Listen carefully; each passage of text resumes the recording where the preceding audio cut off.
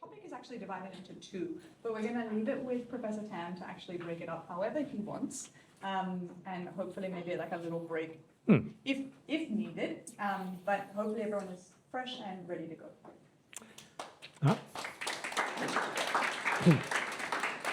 Well, thank you very much, Pallavi. So, however I want is a dangerous thing to give me.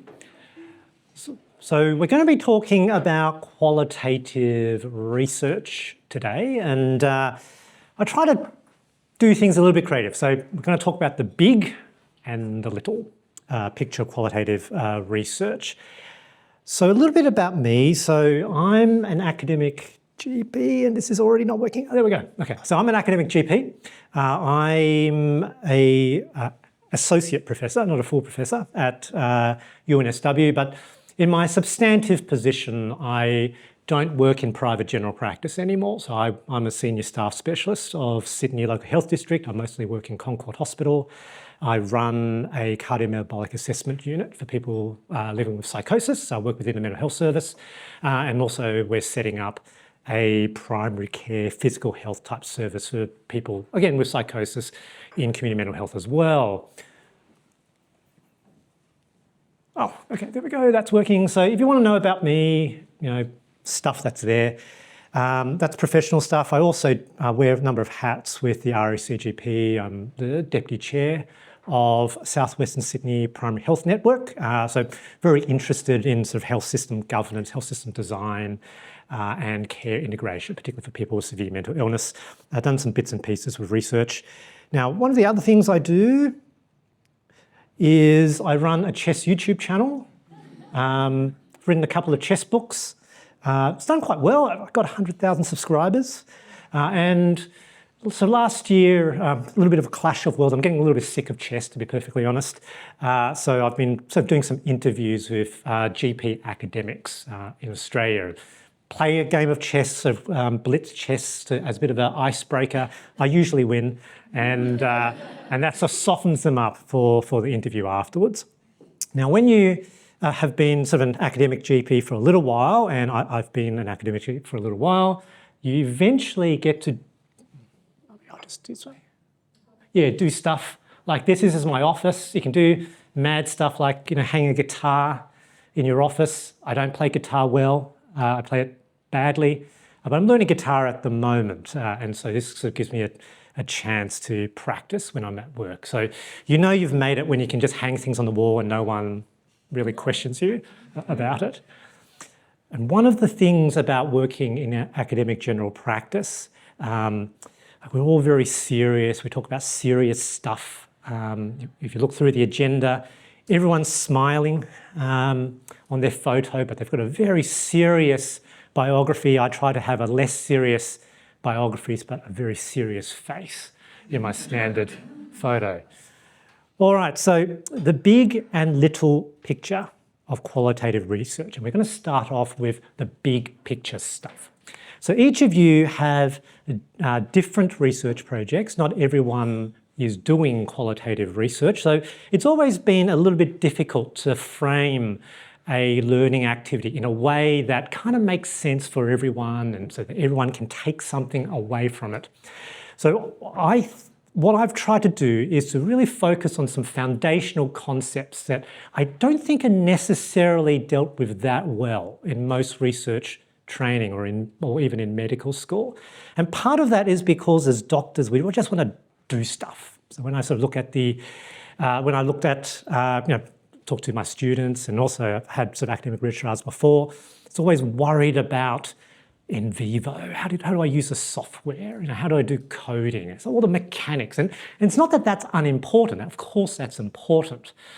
But sometimes it's really important to know why you're doing any of it.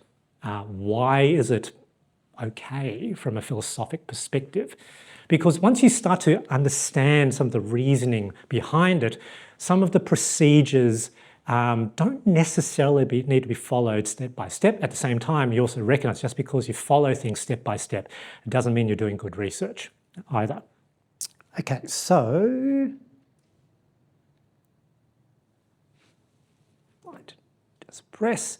So One of the questions from the needs analysis, I guess, that was surveyed from you guys was about what were you most apprehensive about? This was the word cloud. Completely can't understand that, so let's highlight some stuff. So qualitative research analysis, I feel useful in this talk. I previously actually gave the quantitative research methods for previous cohorts of GP academic post registrars. I feel this is actually probably a little bit more my home. Most of my research over time has been with qualitative methods. Now, confidence, so what are you guys confident about? So again, lots of bar charts. Let's focus on the things you're least confident about. So we've got theories and models, so we'll cover that a little bit today. Data analysis and coding, so we'll talk about this in a applied big picture, but some details way. Coding software, yeah, very understandable. So NVivo sucks, basically. It's a terrible piece of software. But I'm not actually going to cover that today very much, other than just some tips. And mostly that's because qualitative research is not about the software. You can do it without software. You can do it in Microsoft Word or Excel. One of my previous medical students just printed out bits of paper, cut out little strips and just pasted it. Qualitative research existed prior to existence of coding software. So coding software is just a data organisation and management tool. If it works for you, then good. They are quite good once you get to know how to use them, but they're not easy to use. But if you really can't wrap your head around it, you don't really have to use it to do the analysis. Big picture. So what is in the big picture? So firstly, a question. What is human research? So very, very important question, given that you guys are fair along your way of doing research, but it's useful to really think about that. Won't take too long. What is reality? Okay.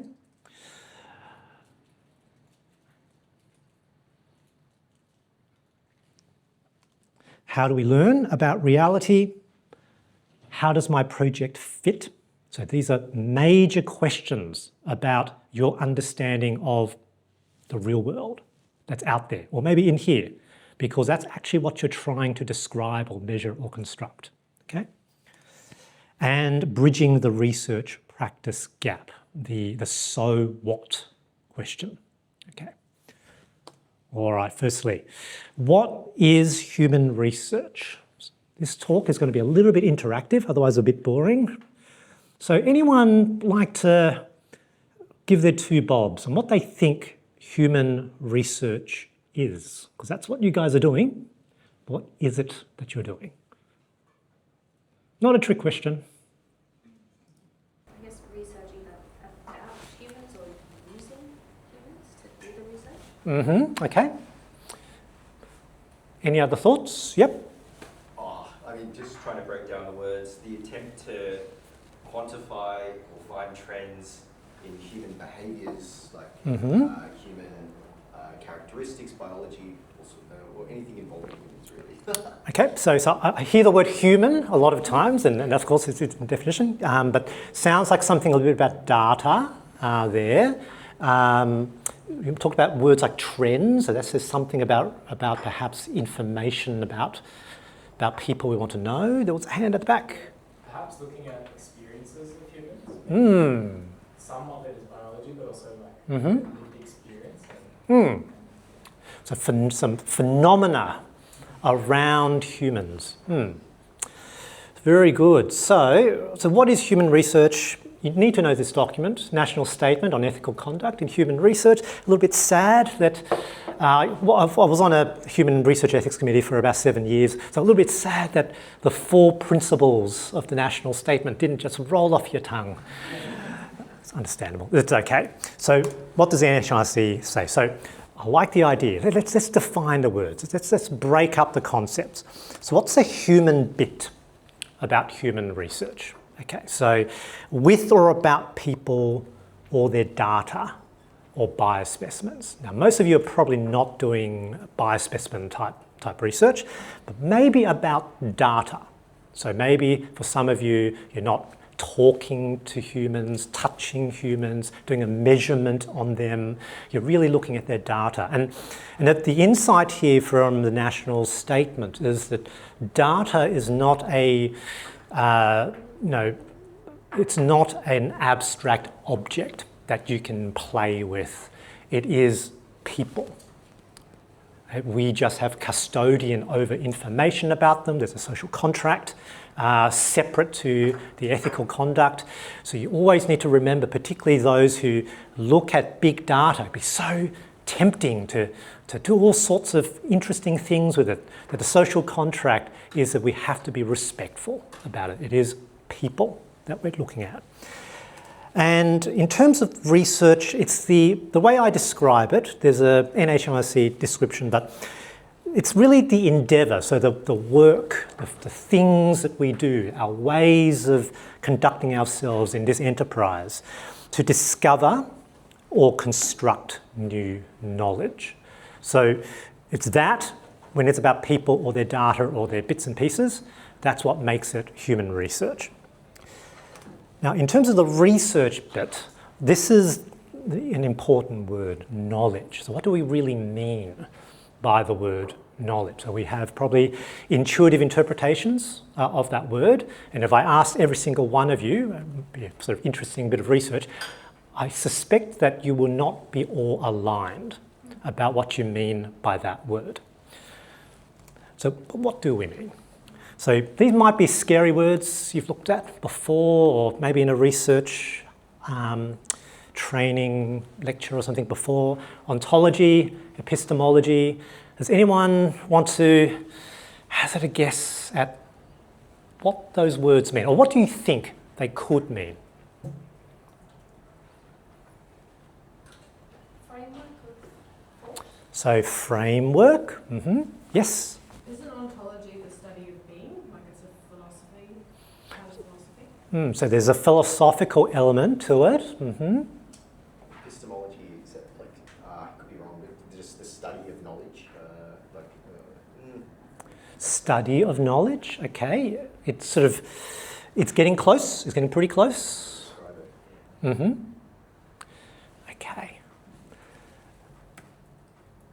All right.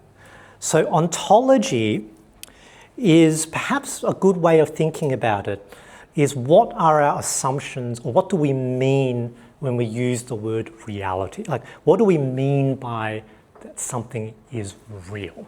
So what are our assumptions about the nature of reality? What makes something real?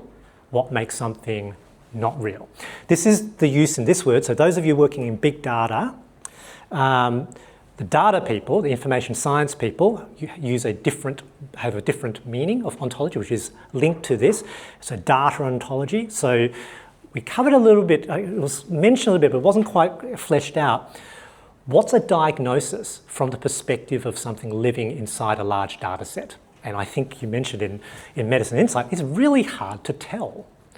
Like, what is ADHD within a large data set? So that's data ontology from an information science perspective. And that's really important, because otherwise you can have very naive views. Oh, look, this diagnosis showed up so many times in a diagnosis field. Thus, this means X proportion of people have that diagnosis. We know that's quite false. Okay? But in this setting, philosophic ontology, we're really asking the question of what do we mean by reality? When we talk about real things, what do we actually mean by that? What are our understandings of that? We're going to flesh that out a little bit more, but who's this person? Anyone know? Big voice. Start with A or S? Oh. So, okay, it is 4th century BCE, so you're probably thinking in the right era. Socrates. It's not Socrates. It's not Plato. Aristotle. So that is Aristotle. And who's this? It's not Socrates. That's Plato. Okay. Does anyone know what's the relationship between these two men? Mentor and student. Mentor and student. And who was who? Aristotle is the Very good, very good. So Aristotle is the student of Plato, okay? So, two big ideas, two poles, if you like, about ontology, okay? So these aren't the only views, but this is a useful basic framework. So firstly, there's the realist view of ontology. So stuff exists, okay? So stuff is out there, it's mind independent, so it doesn't depend on what I think or feel or perceive about stuff. That's not what makes it real. This table, it's there whether I'm here or not, whether any of us, the stuff is there. Okay? So a realist ontology presupposes there is such a thing in our naive sense as the real world. There's stuff there. Doesn't mean we understand what it is, but it's there. It's not about what's in here. Okay? The idealist view of ontology is that whether there is stuff there is not what makes something real. Okay? It's our perceptions or belief or idea about it. That is what makes anything real. Now, I'm hoping you guys are of the generation where you watch The Matrix and you remember The Matrix. Yeah, and CIFR there's a scene where he eats the steak where he's negotiating to be replugged into the Matrix, and he talks about, he eats this beautiful steak, doesn't matter whether it's real or not. I know my brain, no, it's not real, it's just signals in my brain, but what is reality? Okay? Other than our experiences and our perceptions of things. So that's a very idealist view of ontology. If that is what makes the only thing that's meaningfully real, then you're an idealist. Okay? If you think that that has nothing to do with whether something is real or not, it's the stuff that is real, and it's mind independent. It doesn't matter whether I exist or not, or whether I care about it or not, or whether I perceive it or not, then you have a realist view of ontology. Does that people feel that makes sense a little bit? Okay, so you don't have to believe in one or the other, but do those views make sense? Okay. Now, as we give this sort of description over like 2 or 3 minutes, it can be very hard in our modern sensibilities to feel that this could be real. And Plato describes sort of his idea of, the sort of ideals of form. So, what makes a cat a cat? There's a cosmic cat created by Zeus, and the way we know about a cat being a cat, because every single cat is different, but how do we know of the category of cat? It's because God gives us information about this knowledge about the cat. So that was his idea, and that all might sound a bit weird, again, to our modern sensibilities, but think about concepts like numbers. Like, in what sense is the number 2 real? Do we think that numbers are not real?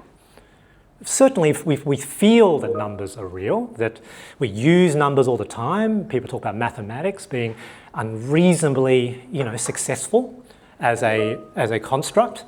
But in what sense is the number 2, two-ness, not two objects, the concept of two-ness real in a material sense?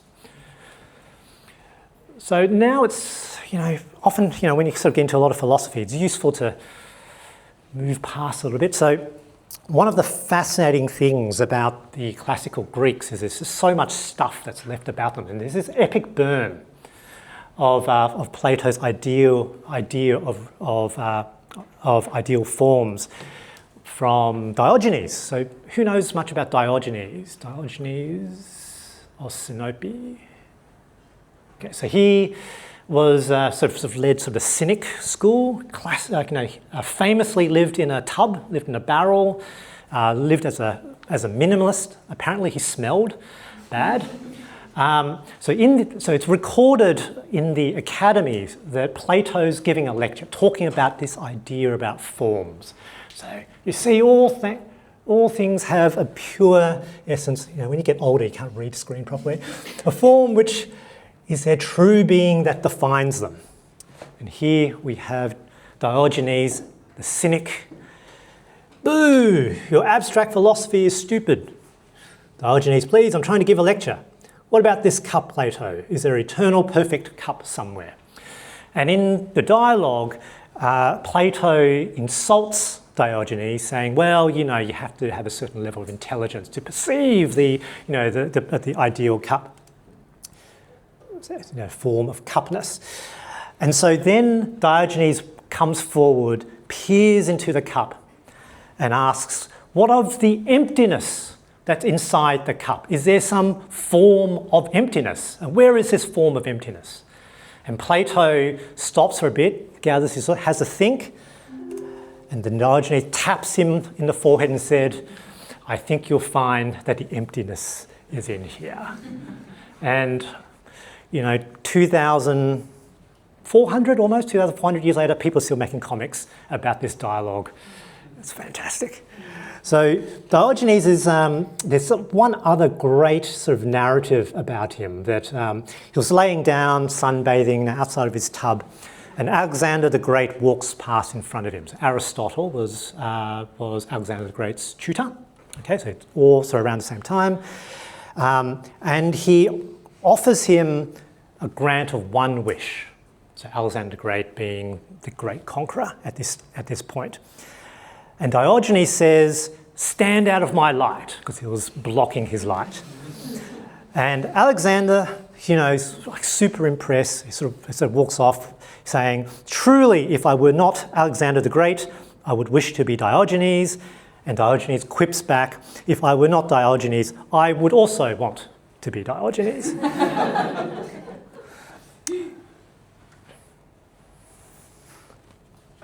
How should I know?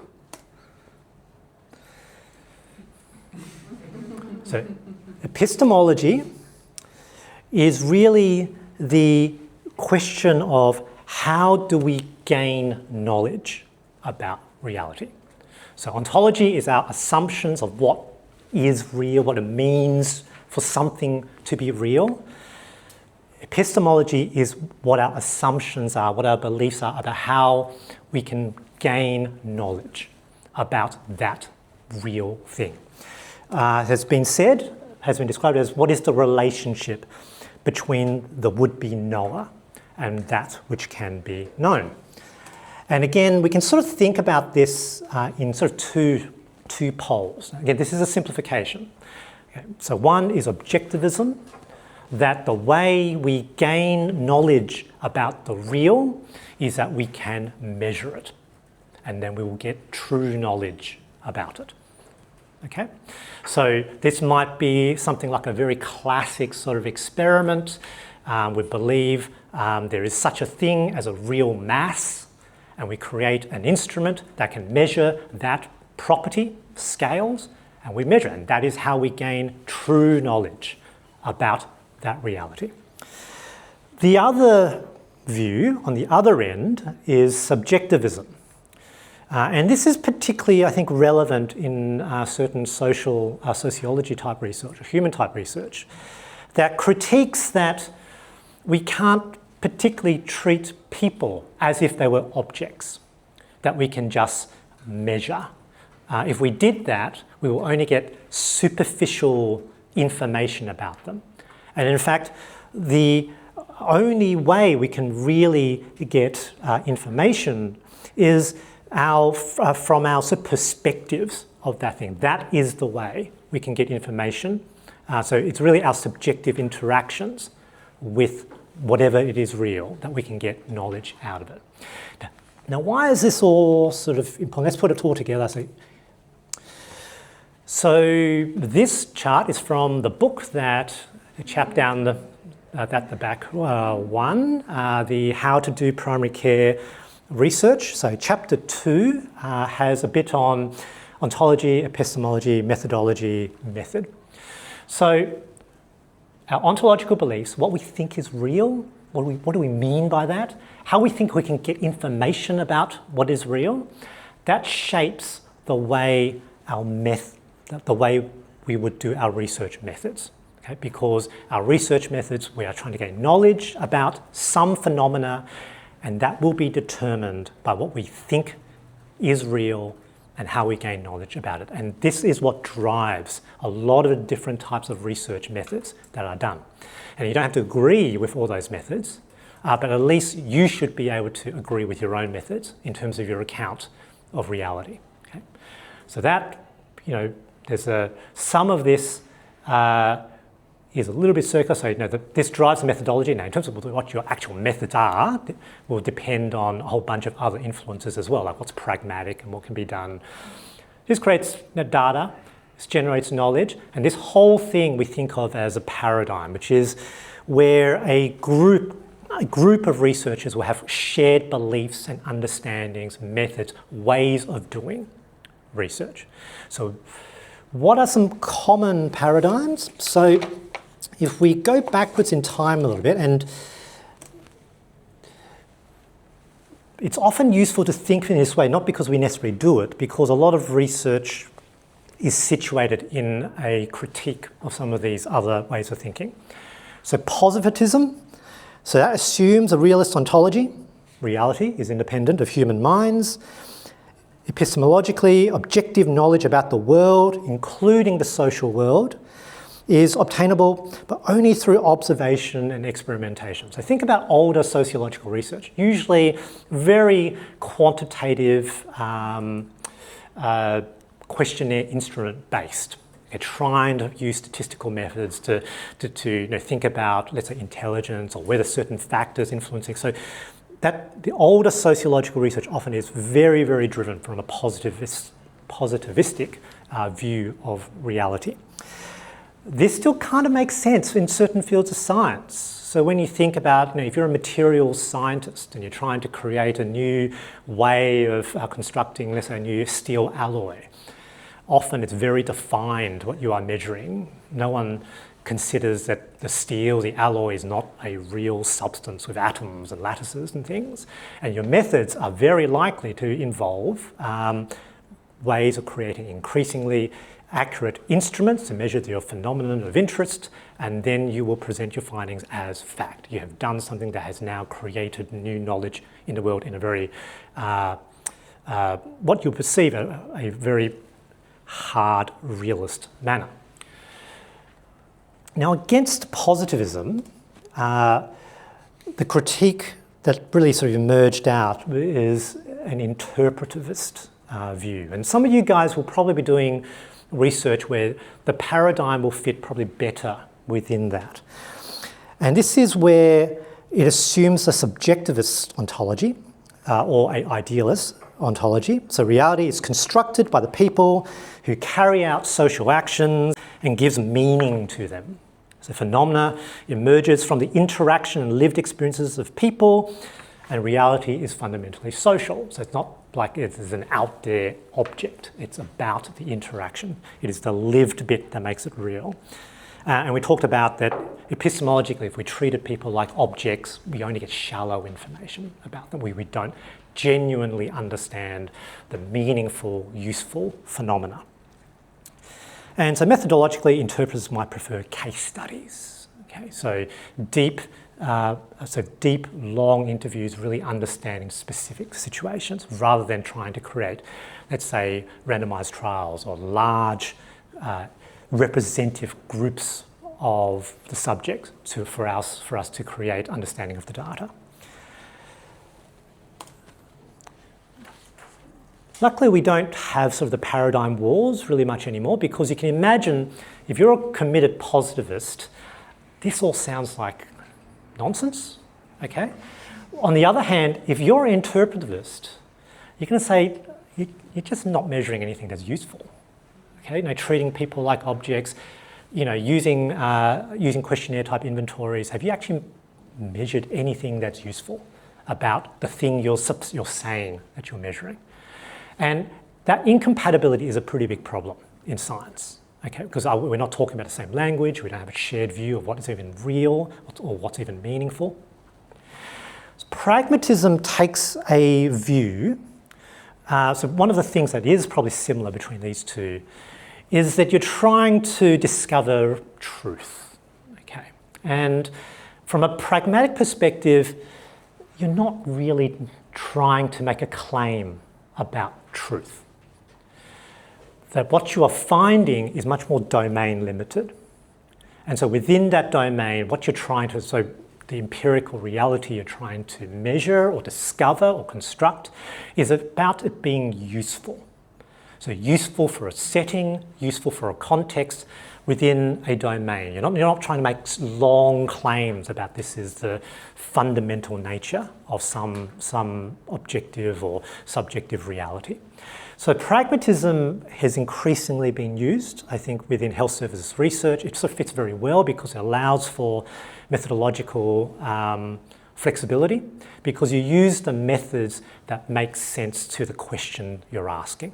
Some things are well answered using quantitative methods. So anything that requires counting things, measuring how long, how much, ratios of stuff, quantitative methods often make a lot of sense. Okay, we all work in medicine. We believe in drug trials, should probably be randomized trials. Okay, so we believe in that. At the same time, if you're trying to understand people's lived experiences, beliefs, you probably just need to talk to them. This is how we interact with patients all the time. We don't give them a 200 question questionnaire, fill it out, and then we'll know what's wrong with you. We have to speak to them and interact with them. So certain questions are much better answered using these more qualitative methods. I'm going to touch on critical realism. So critical realism is also used quite a lot in health services research. I consider myself probably a critical realist. So critical realism, there's textbooks about this, but it does presuppose a realist ontology, so that there is stuff out there. It doesn't depend on our observations. Often that's not what makes them real. The realness is there, but the reality is stratified. So we don't necessarily have a good grasp of what that actually is. So epistemologically, it often is somewhat constructivist. It is our interactions with the data, which could be with people, but it could be with other things as well. That is what allows us to understand the knowledge, but that knowledge is fundamentally flawed and limited by our conscious minds. Okay. We'll talk a little bit more about critical realism and its impact. Just want to touch a little bit on critical inquiry as well, because you will probably see, I don't recall anybody here taking a critical inquiry or something like that's approach. So critical inquiry really is a type of research investigation that questions currently held values and assumptions and challenges conventional social structures. So the purpose, again, is a little bit more focused. So in the Marxist sense, the critical inquiry perspective is not content to interpret the world, but also seeks to change it. Assumptions that ideas are mediated by power relations in society. Certain groups in society are privileged over others and exert an oppressive force on others, and that what we see as information or facts or knowledge cannot be entirely disentangled by those power relations. So critical inquiry is sort of a big group, but certain types of, for example, gender studies, things like certain types of feminism, certain sociological theories, so straight up Marxism, will use this critical inquiry type lens. So, yes? Sorry, I just had a question about the paradigm. Mm-hmm. Yep. What's the difference between pragmatism and post-positivity? Yeah, really good. What is the difference? A lot of people would sort of make the argument that pragmatism is kind of post-positivism. The critique of post-positivists is that they're kind of just positivists and they haven't really let go of the positivistic roots. Now, I think that's a bit unfair, that view. So the term post-positivism really existed prior to the term pragmatism came out. I actually kind of see them as quite similar. I think with pragmatism, you're making claims which I think you're making more limited claims about what you can or do know.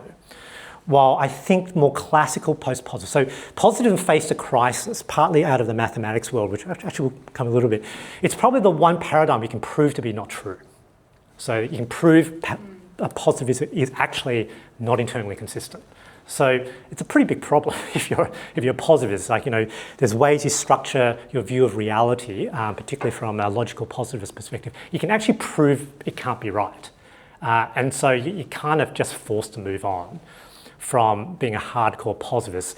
So you have post-positivism, which a lot of people would sort of argue is kind of just like positivism, but you don't make quite as strong claims. I think pragmatism really does lose more of the positivistic roots, though I think if you're a constructivist, you kind of say post-positivists, they're still kind of positivists. These are some of the arguments. I'm not a philosopher of science, and I'm sure people have different views on that, but that's a very good question.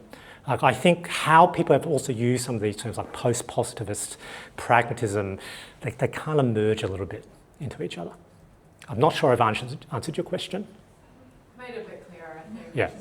It's fundamentally not very clear, and one of the ways to think about how the label post-positivism came about is that people had to exit positivism because it's just wrong. But a lot of people didn't want to leave. It's very, very comfortable. It's very comforting. Like if you do clinical trials and that's your main way of thinking, it feels very uncomfortable to move into accepting that critique. Okay. All right. So hopefully this is going to work. So a critical realist view of health interventions, health system interventions, and when we start moving into the so what question, is potentially really helpful. Now, I've got a video from Liz, actually, which I recorded last year at Triple APC, actually. Last year's Triple APC in Geelong. Are you thinking about the Mr. Tickle? Mr. Tickle analogy. So that's Alex's analogy, and we wrote that paper together. I said, look, analogy is just perfect and it really needs to be written down somewhere. We put it in the paper and you generously allowed it to go in that paper. So, Mr. Tickle's one of the Mr. Men characters. He's got big, long, loopy arms and he makes people happy by tickling them. So he goes around tickling people. Yeah.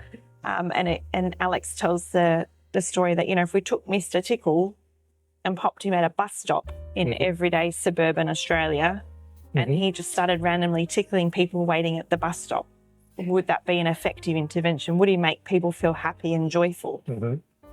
Probably not. Yes. Is he'd probably be arrested and carted off to who knows where, poor Mr. Tickle.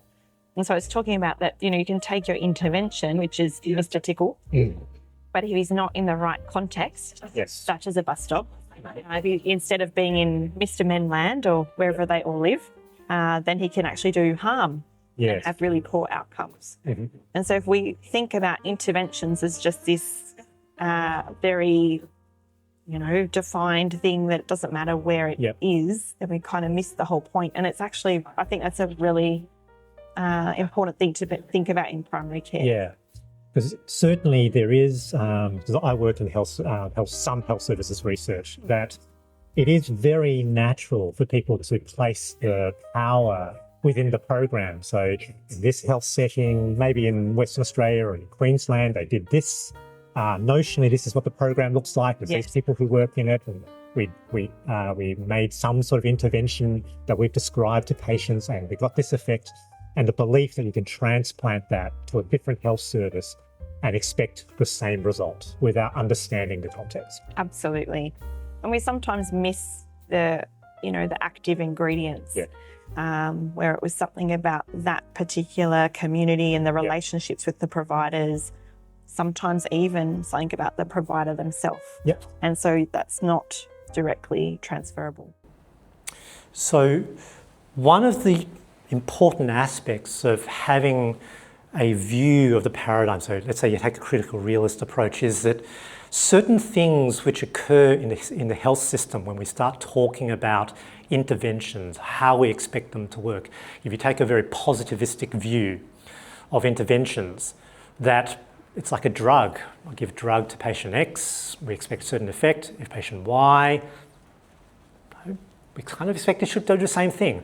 Well, in complex interventions, that rarely is the case. It's often incorrect to understand something like a complex intervention, like a drug trial, like a drug. And within a a critical realist view, you wouldn't actually have considered the intervention as equivalent to that. So this is where some of this stuff is useful. And as you can tell, we often are deeply, we have deep assumptions because of our medical training of thinking in a positivistic way, because that's often how we view science, how science has been framed, I think, for most of the 20th century. So it's actually difficult for us to not automatically think, well, that doesn't actually make any sense for us to do that. Or it doesn't make sense to think that should work. But often that still occurs. I sort of did a AI generate image about epistemology and ontology, and the computer showed a person, academic person, but their brains exploded with metastatic growths. I don't know what that's about. All right, so let's have a little bit of talk about ontology, epistemology, paradigms, and me. Does anyone want to have a bit of a reflection on where their project is situated, or did they have a sort of strong think about it as they were designing the project, and have you had some insight about how you might see it differently?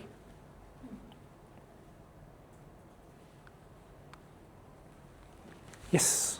I think my project is pragmatism, Mm-hmm. because we're trying to prevent gestational diabetes, so we're looking at what works and does not work. Mm-hmm. Mm-hmm. And so it's a very pragmatic question. Any sort of sense on what makes it so paradigm, a pragmatist research paradigm that you're using? What features do you think? Well, I think a lot of it as well, some doing a scoping review, we've now sort of found there's a lot of weight stigma, so you sort of like, how can you sort of objectively measure stigma? Yes. Yep. Yep. Very good. Anybody else with any thoughts?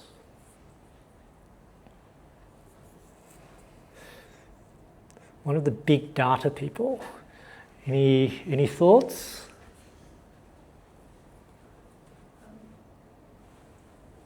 Yes, sorry, yes. To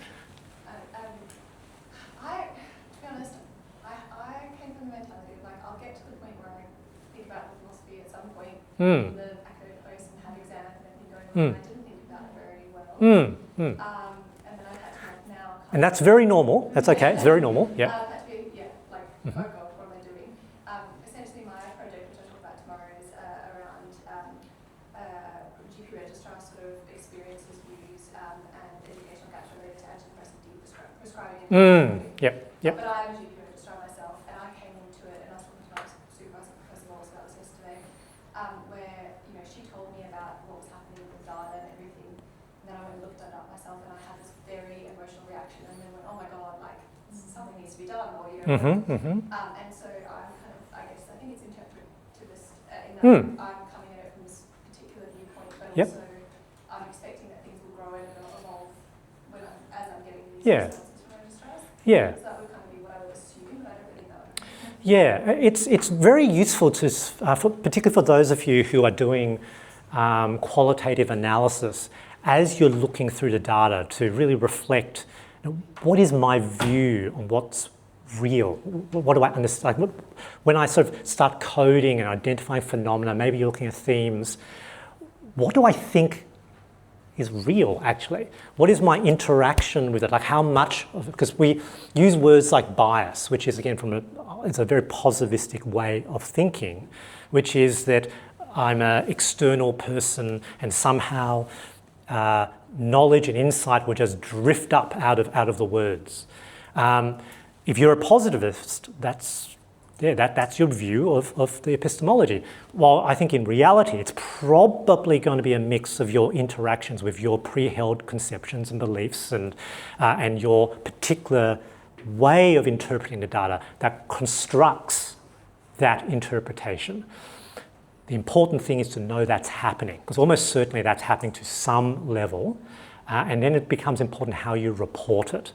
Because if you report it as if the information and knowledge just bubbled up out of the data, that's reality, That's a objective reality that's just there.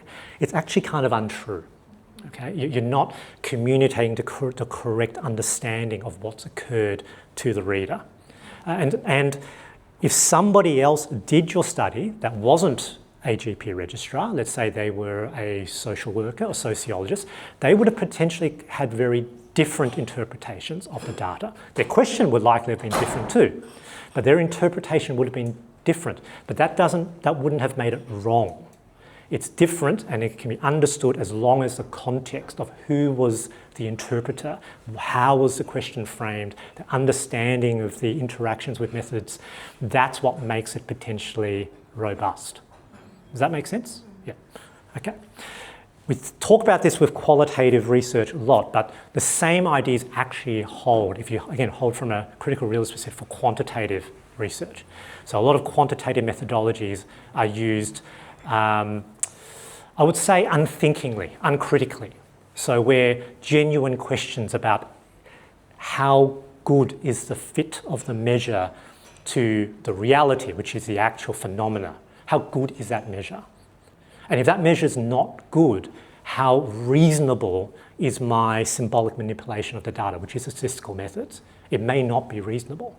And the insights you get out of it may be false, because then you've actually misled yourself about what the data actually shows. Now I can see blank faces here, which is very normal.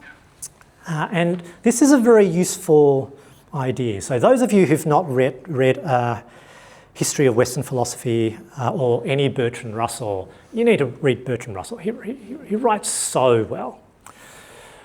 When an intelligent man expresses a view which seems to us obviously absurd, we should not attempt to prove that is somehow true, but we should try to understand how it ever came to seem true. This exercise in historical and psychological imagination at once enlarges the scope of our thinking and helps us to realise how foolish many of our own cherished prejudices will seem to an age which has a different temper of mind. So this has relevance when we sort of look at other people's theories. So, you know, if you're bent towards a constructivist worldview, you're going to see some other paradigms that's just not making very much sense, or certain methods not making sense. And there's no reason you should sort of contort yourself into fooling yourself that must be right in some way. But it's really trying to understand why that could be seen to be a useful method for some people. Also, those of you looking at qualitative interviews, looking at the words that maybe there were document analyses, maybe there were interviews, and sometimes someone says something that's not to your expectation, and you might jump to a certain interpretation. It doesn't make that interpretation not correct, but it might be useful to think a little bit deeper, like why did the person, what could have been the setting that led to the person to utter those words? Now, one of the most fascinating things with qualitative research is when the same interviewee says contradictory things. So at the beginning of the interview, they say something, and by the end of the interview, they say something that actually completely contradicts what they've said before. And yet in that person's mind, generally their worldview is coherent. Okay? We don't walk around thinking that we're living completely inconsistent lives.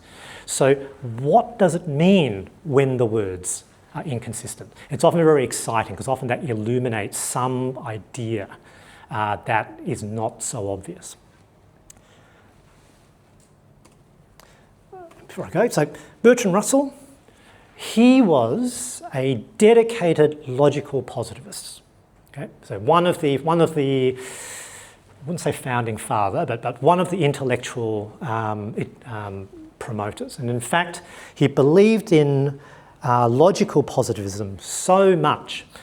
He spent years trying to write the Principia Mathematica, trying to construct mathematics out of pure symbolic logic. And the idea is that if you could do that, then you can use mathematics to describe the real world, and so you've constructed a unassailable foundation for the way to understand reality. And during that fruitless effort, We had Kurt Gödel, who discovered, or he constructed, his famous incompleteness theorem. Also, there was Tarek, I can't remember his name, but there's an undecidability theorem. Basically, there are true statements in mathematics that cannot be proven true in any formal system.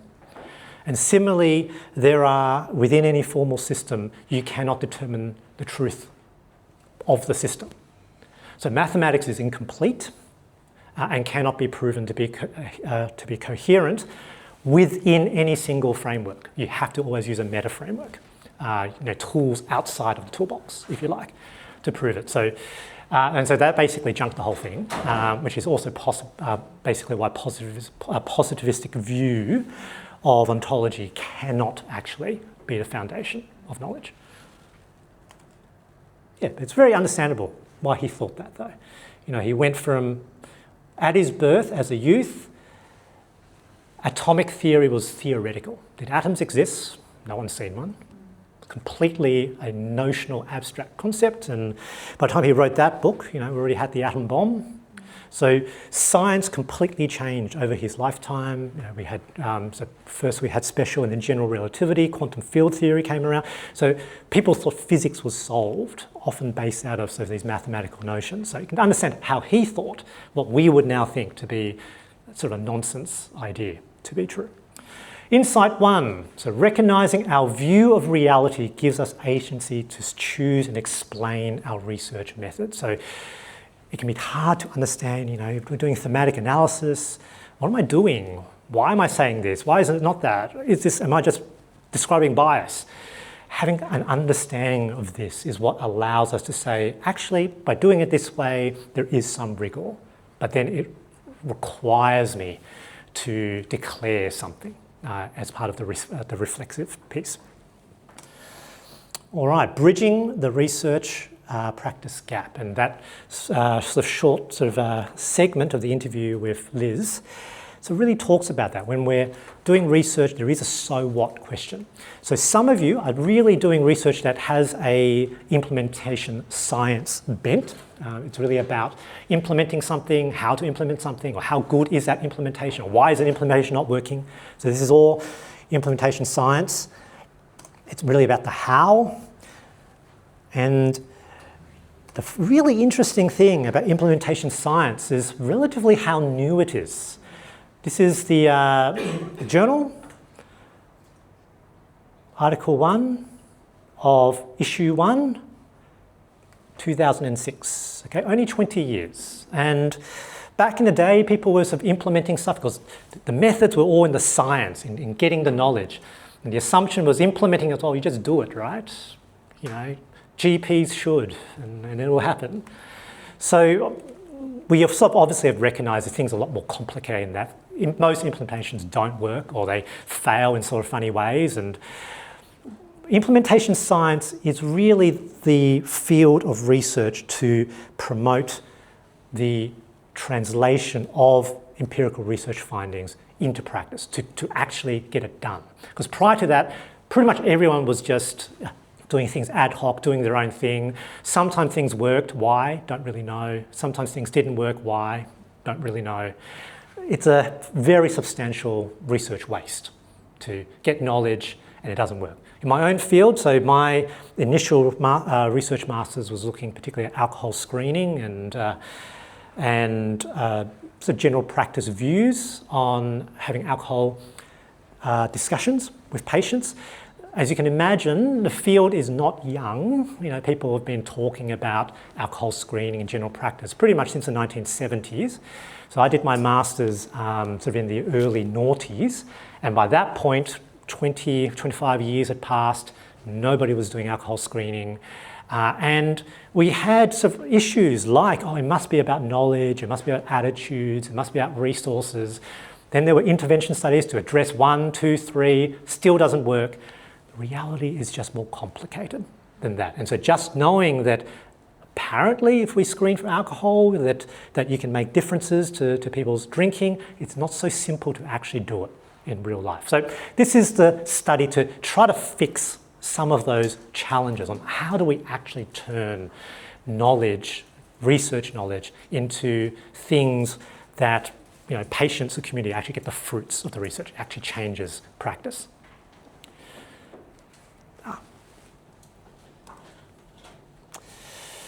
This is an important paper, making sense of implementation theories, models and frameworks. I think one of the things I was asked to talk about, implementation theories, models and frameworks, what are they? This came pretty much after after I became an academic, pretty much after I was already a GP registrar. So a lot of this stuff is actually fairly new, and even fairly new to me. I had to look it up a little bit myself. This is a really good paper by Nielsen. So theory, it's kind of like a scientific theory. You can think of it that way. So a set of analytical principles or statements designed to structure our observation and understanding and explanation of the world. And probably explanation is a very important word in the definitions, because other things can structure, other things can frame our observation, but explanation is what makes something a theory. And here we're talking about theory in terms of implementation theory, a theory from the perspective of implementation science. And generally a theory will contain definitions of some sort of variables, the relationships of those variables, a domain, so where does it apply, and specific predictions. And good theories have narrow predictions. So theories which seem to be highly good for explanation, can explain everything and anything, are likely to be bad theories. Because in reality, phenomena doesn't have that variation. So if a theory can explain everything, it's not likely to be actually a very good theory. Good theories provide limited predictions, and then these are predictions that you can test, and if the prediction is wrong, then you know the theory is wrong or incomplete. Okay, so back to high school science, Ptolemaic view of the solar system, Earth is at the center, things move around the Earth, and then they measured it a little bit closer. Oh, things don't look like they go in circles. So then you put epicycles in to explain it. The problem with cycles and epicycles is that it can explain everything. If you go on YouTube, there's a really cool simulation where they use quite a few order of epicycles, and it draws a picture of Homer Simpson. So epicycles and cycles, if you know anything about like Fourier analysis, you can create anything with them. But planets and moons and solar objects, they don't behave that way. They only move in one very specific way. You don't see things moving in funny shapes, which is why the heliocentric model is the better theory. Okay, it provides much more limited predictions, and then we can test whether those predictions are correct or not, and it so happens they are correct. So what's a model? Now this is where, because we're humans and we're not good with definitions, the words theory and models are sometimes used a little bit interchangeably in the implementation space. What a model tends to be, in terms of how it's used, is that it often does provide some explanation, but not as much. Okay? Theories can sometimes be grand theories, so they can explain lots of really big picture stuff, or they can be quite narrow theories, which explains very narrow phenomena. Usually models would not have very much focus on explanation. There'll be some explanation, but it's not a very big part of it. So according to Nielsen, he says a model is descriptive, where a theory is explanatory as well as descriptive. I think it's a little bit harsh there. Models can be explanatory as well, but usually not quite as much. Usually much more about a description of a phenomenon, and usually in a much more narrow sense. Frameworks usually are ways of categorizing a phenomena. So they don't usually provide an explanation. It's a way for us to describe something through a series of categories. They can be useful. Particularly sometimes with qualitative research, you might be using framework analysis, so where it might be a phenomena that's already well researched, or where there's a good theoretical understanding of the phenomena. So you're not doing ground up type stuff. You're trying to fit the data within a framework to understand how it could be understood and made sense within that framework. Theoretical approaches, implementation science, generally 3 major bits. So describing or guiding the process of translating research into practice, so like a how-to steps in terms of how to do something. That sort of makes sense, and these are process models, okay? On the other side, evaluating an implementation, that kind of makes sense. Evaluation frameworks, that's sort of self-evident. This is where a lot of some of the models and theories you'll see is in this middle group. So understanding or explaining what influences implementation outcomes. And often that's where we do research as well, like why did something work, why did something not work, what is needed to make something work. For example, let's say trying to have a sustainable rural workforce, and what are the actual factors? Like what makes sense, what's important? Okay, so this is where it's at. It's divided into 3 bits. Determinant frameworks, you can think of these as frameworks which focus on things which make a difference. So maybe these are facilitators, barriers, policy things. So it's a framework structured like that. Classic theories. So one of the things about implementation science is it's pretty new, only about 20 years old, maybe a little bit older. And people have been doing research which is adjacent to this through other domains for quite a long time. So for example, there'll be psychological theories or frameworks on how to implement something. There'll be sociological type stuff. So let's think about like communities of practice, okay, that existed long before implementation science. So that'll be like a sociological type theory, organizational type theory. So this is where it usually gets parked, classical theories. And if you're using that, generally it's because there's some very clear reason why. So if you're doing educational research, you may be using an educational framework, for instance, and that will sort of sit here. You can still think about it as implementation science, but you're not going to be, trying to recreate the wheel. Implementation theories are really the theories which have come out of implementation science research. So an example of a determinant framework, so one that's really, really commonly seen, the CIFR. So consolidated framework for implementation research. So this is how to understand this, because otherwise you see this, why is this used? Okay, it's part of implementation science. It's part of a determinant framework. It's a framework. Rather than creating my own framework, these people have looked at lots and lots of different frameworks, collected all the factors, turned them into themes, looked at domains. Generally, unless you've got a really good reason, you should probably use this, okay? And I think it has 5 domains: the thing, innovations, and subcomponents. It talks about the outer setting, inner setting, individuals, and the implementation process itself. And this sort of framework, when you're, let's say, analysing a implementation or you're trying to implement something, you might be trying to think about in your analysis, how does it fit within these domains? How does it fit within these topics? Okay, so you'll be doing a framework type analysis. And it can be very useful because this can now be communicated with other people who are doing the same thing with implementation. So your implementation of your little thing will have echoes for other people trying to implement programs which may have some degree of similarity. And think about, when Liz said about having no sense about the context, these are some of the contextual things you want to understand. Okay, if you implemented something, it worked really well in the Netherlands, why doesn't it work here? This sort of analysis based on these sorts of factors may allow you to come to an understanding that's deeper, as opposed to maybe you end up with superficial things like not enough resources, not enough time. And this is a pro tip.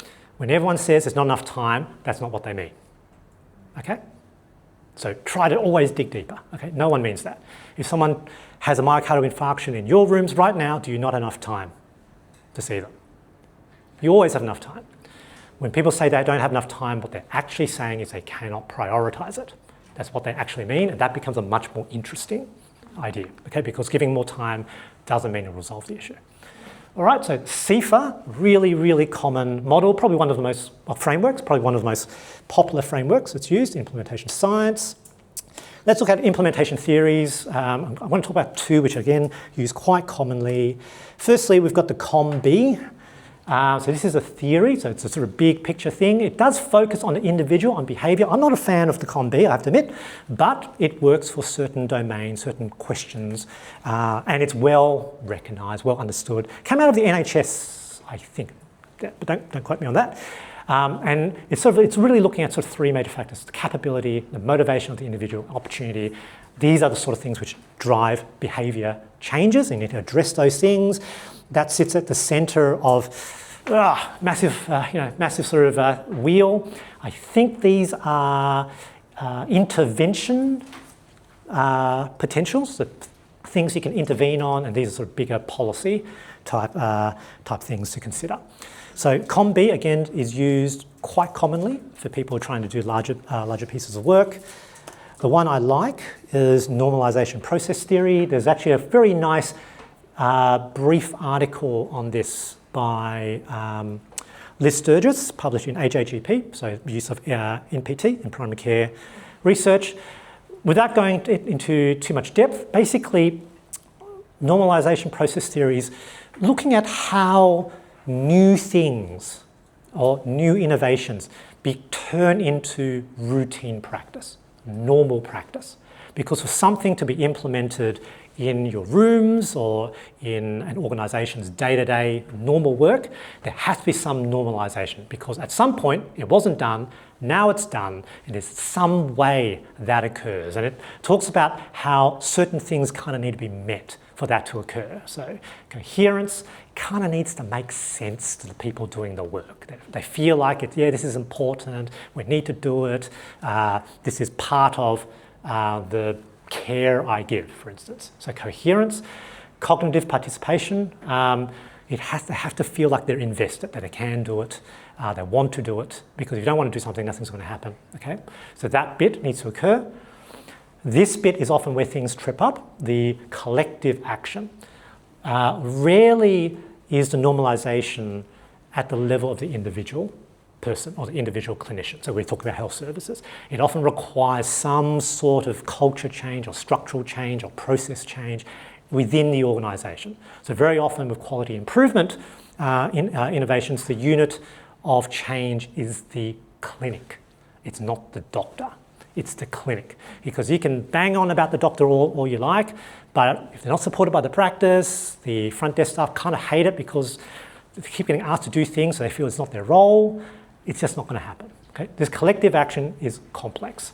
And reflexive monitoring, how likely is the setting, the service, the clinic, going to look back and review what they've done and potentially participate in things like quality improvement, like audits. Audits aren't just about doing the audit. It's about saying that this is a thing we need to keep up and we're going to keep doing it.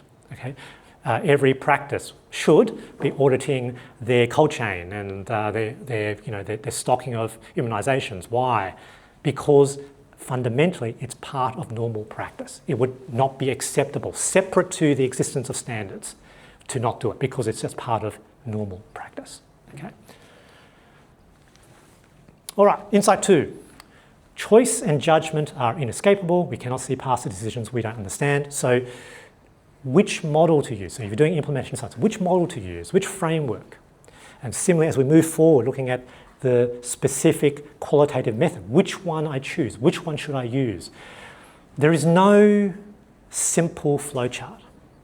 The decision always requires a decision, it requires a choice. You have to make a judgment based on it. And ideally, you should be able to justify that judgment.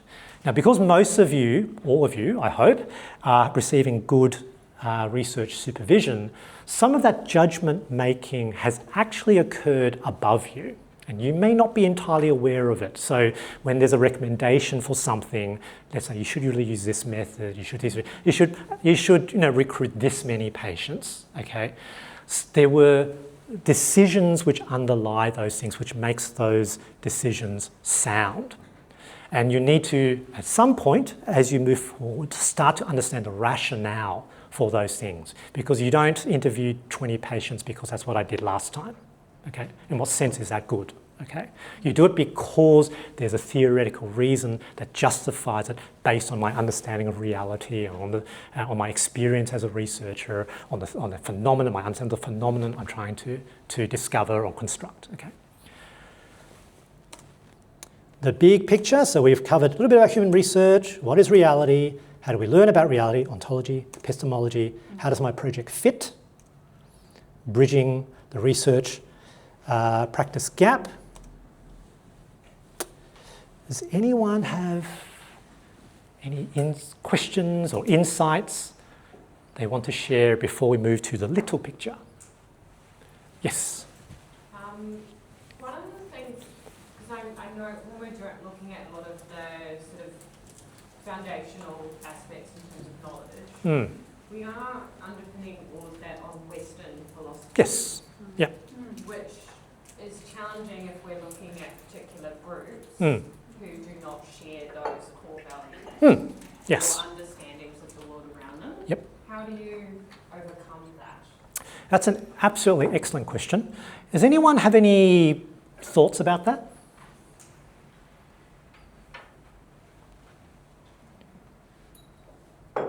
Have you encountered that yourself and had any thoughts? Well, my background is I'm from New Zealand, so embedded in our entire education system is a lot of Māori framework of knowledge and that. In research, I've got very limited aspects of that. I've only seen it when I've gone to conferences based on Māori house that I've been exposed to it and sort of found that Western theories of knowledge do have a lot of limitations for those groups. Yeah, or perhaps poor fit. It doesn't allow us necessarily to gain the breadth of insights that we might otherwise be able or should try to gather. So there's a number of practical things that can be done. So just reminded of Bertrand Russell, we can't be who we're not, fundamentally, and we can't know what we don't know. So we can firstly start to look for help. So if we know that we're starting to look at a phenomena where it's likely we're going to have these sort of challenges with understanding, so at a deep level, we really should be trying to get consumers, so people who have some degree of cultural insight into the research. Okay, so that can be through some sort of community participation, ideally being invited to be part of the research team directly, because it's not just about extracting their knowledge, it's also potentially about building the capacity of the community of whom they are a part of to be able to do research work as well, if we think of research as a social good, as a good thing to do. So that's a really important part. And the more distal, I think, you as a researcher or the research team to the potential participants, probably the more important that becomes. I think being very honest about, intellectually honest about the limitations of the research. So let's say you're doing some qualitative work, understanding in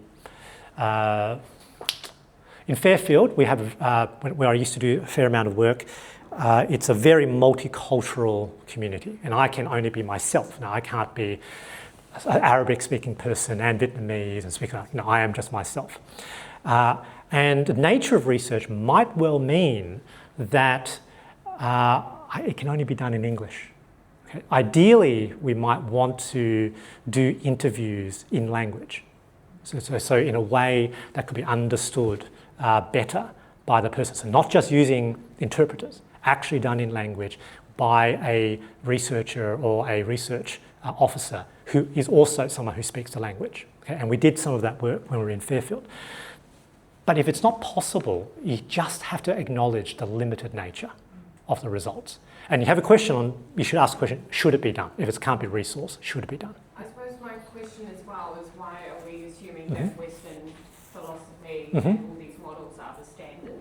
And assuming that we do this rather than actually going, should we actually be doing something else entirely? And then going back to language, I suppose scientific dissemination never originally was in English. It's gone through various different languages, and now English is the main one, I guess, throughout history. There's a pragmatic element to it. I would say that these are decisions every individual needs to make. I would say that the methods, incomplete and limited as they are not valueless, even in cross-cultural research. And pragmatically, again, we can only do what we can do. But I think there is a question, if you are a person undertaking work with a particular community group where you don't really have a relationship with them, there's a question of why you should be doing it. So in Australia, that might be especially with people, a study that involves many people who are Indigenous, that it's like it needs to go to a Aboriginal specific human research ethics committee. But that's just the governance element of it. Like, why have you not people from the community as part of the project? Why is there not someone as part of the project co-leading the research project as well? These are important questions to ask, and maybe it shouldn't be done. But I think you have to be able to justify to yourself if it is done on why, and then be intellectually honest about what the limitations potentially are. All right, so part 2, we've had the big picture. So now we're going to look at the little picture. So some of the nitty-gritty, some of the details, but again, still focusing on big picture concepts, because each of you're going to be using one method, but having some understanding of the other methods. And there's a lot of similarity in terms of the actual skills between the methods. Be useful. So a little picture. So the what and why of qualitative research, data and sampling. Probably go through that reasonably quickly, because apparently you guys are very comfortable with that, but we'll just quickly go through that notion. Saturation, on the whole, I think the idea of saturation is poorly understood, so it'd be worth just tightening your view on what that is. We'll go through the 3 major methods in health services research, so thematic analysis, grounded theory, and phenomenology.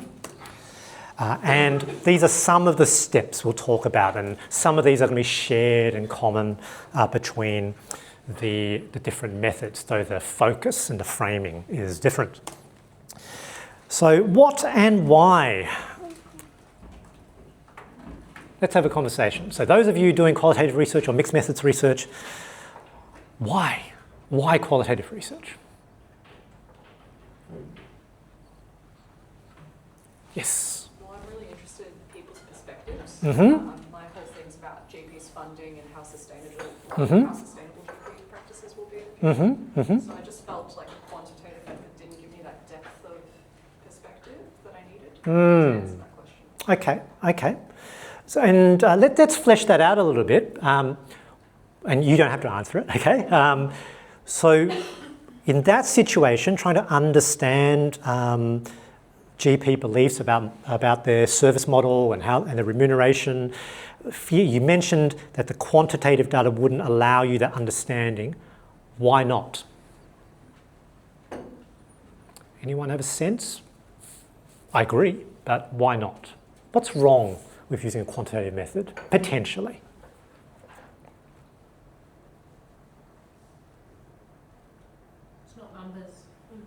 It's not numbers. But can't we turn it into numbers?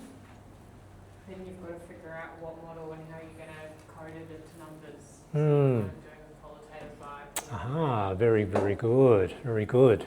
You had your hand up too? Oops, somebody else. Yep. It was pretty similar. Okay. So you talked about the nuance of this, so Mhm. like the richness of what people might say. Yeah, very good. So look, the issue is data. Okay, so you do not, in your research, grasp the phenomena of interest and ingest it into your brain. Okay, you're collecting data about the phenomena of interest. That data can be numerical, and some things are very well described by numerical data.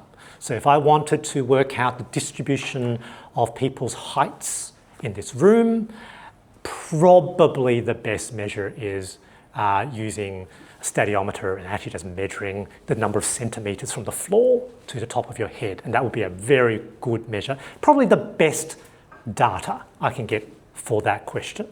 But certain phenomena are not well described by numbers, by quantitative data. Or maybe we don't know how to measure. A measure does not exist that we know of.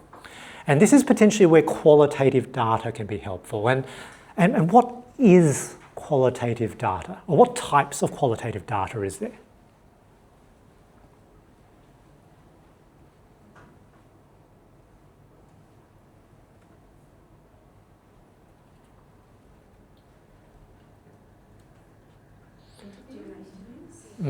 So as a negative statement, it's everything that's not numbers.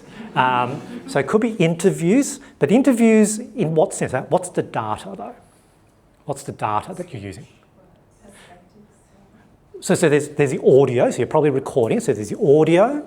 You could analyse the audio, but often we would turn the interview speech data into words because they're useful to analyse. It can be text that's not speech, okay? So it could be document type analysis. So I had an academic registrar some time ago now, pre-COVID, everything's either pre or post-COVID. She looked at trying to understand infection control in general practice waiting rooms. And so one of the bits of the data she collected were observations.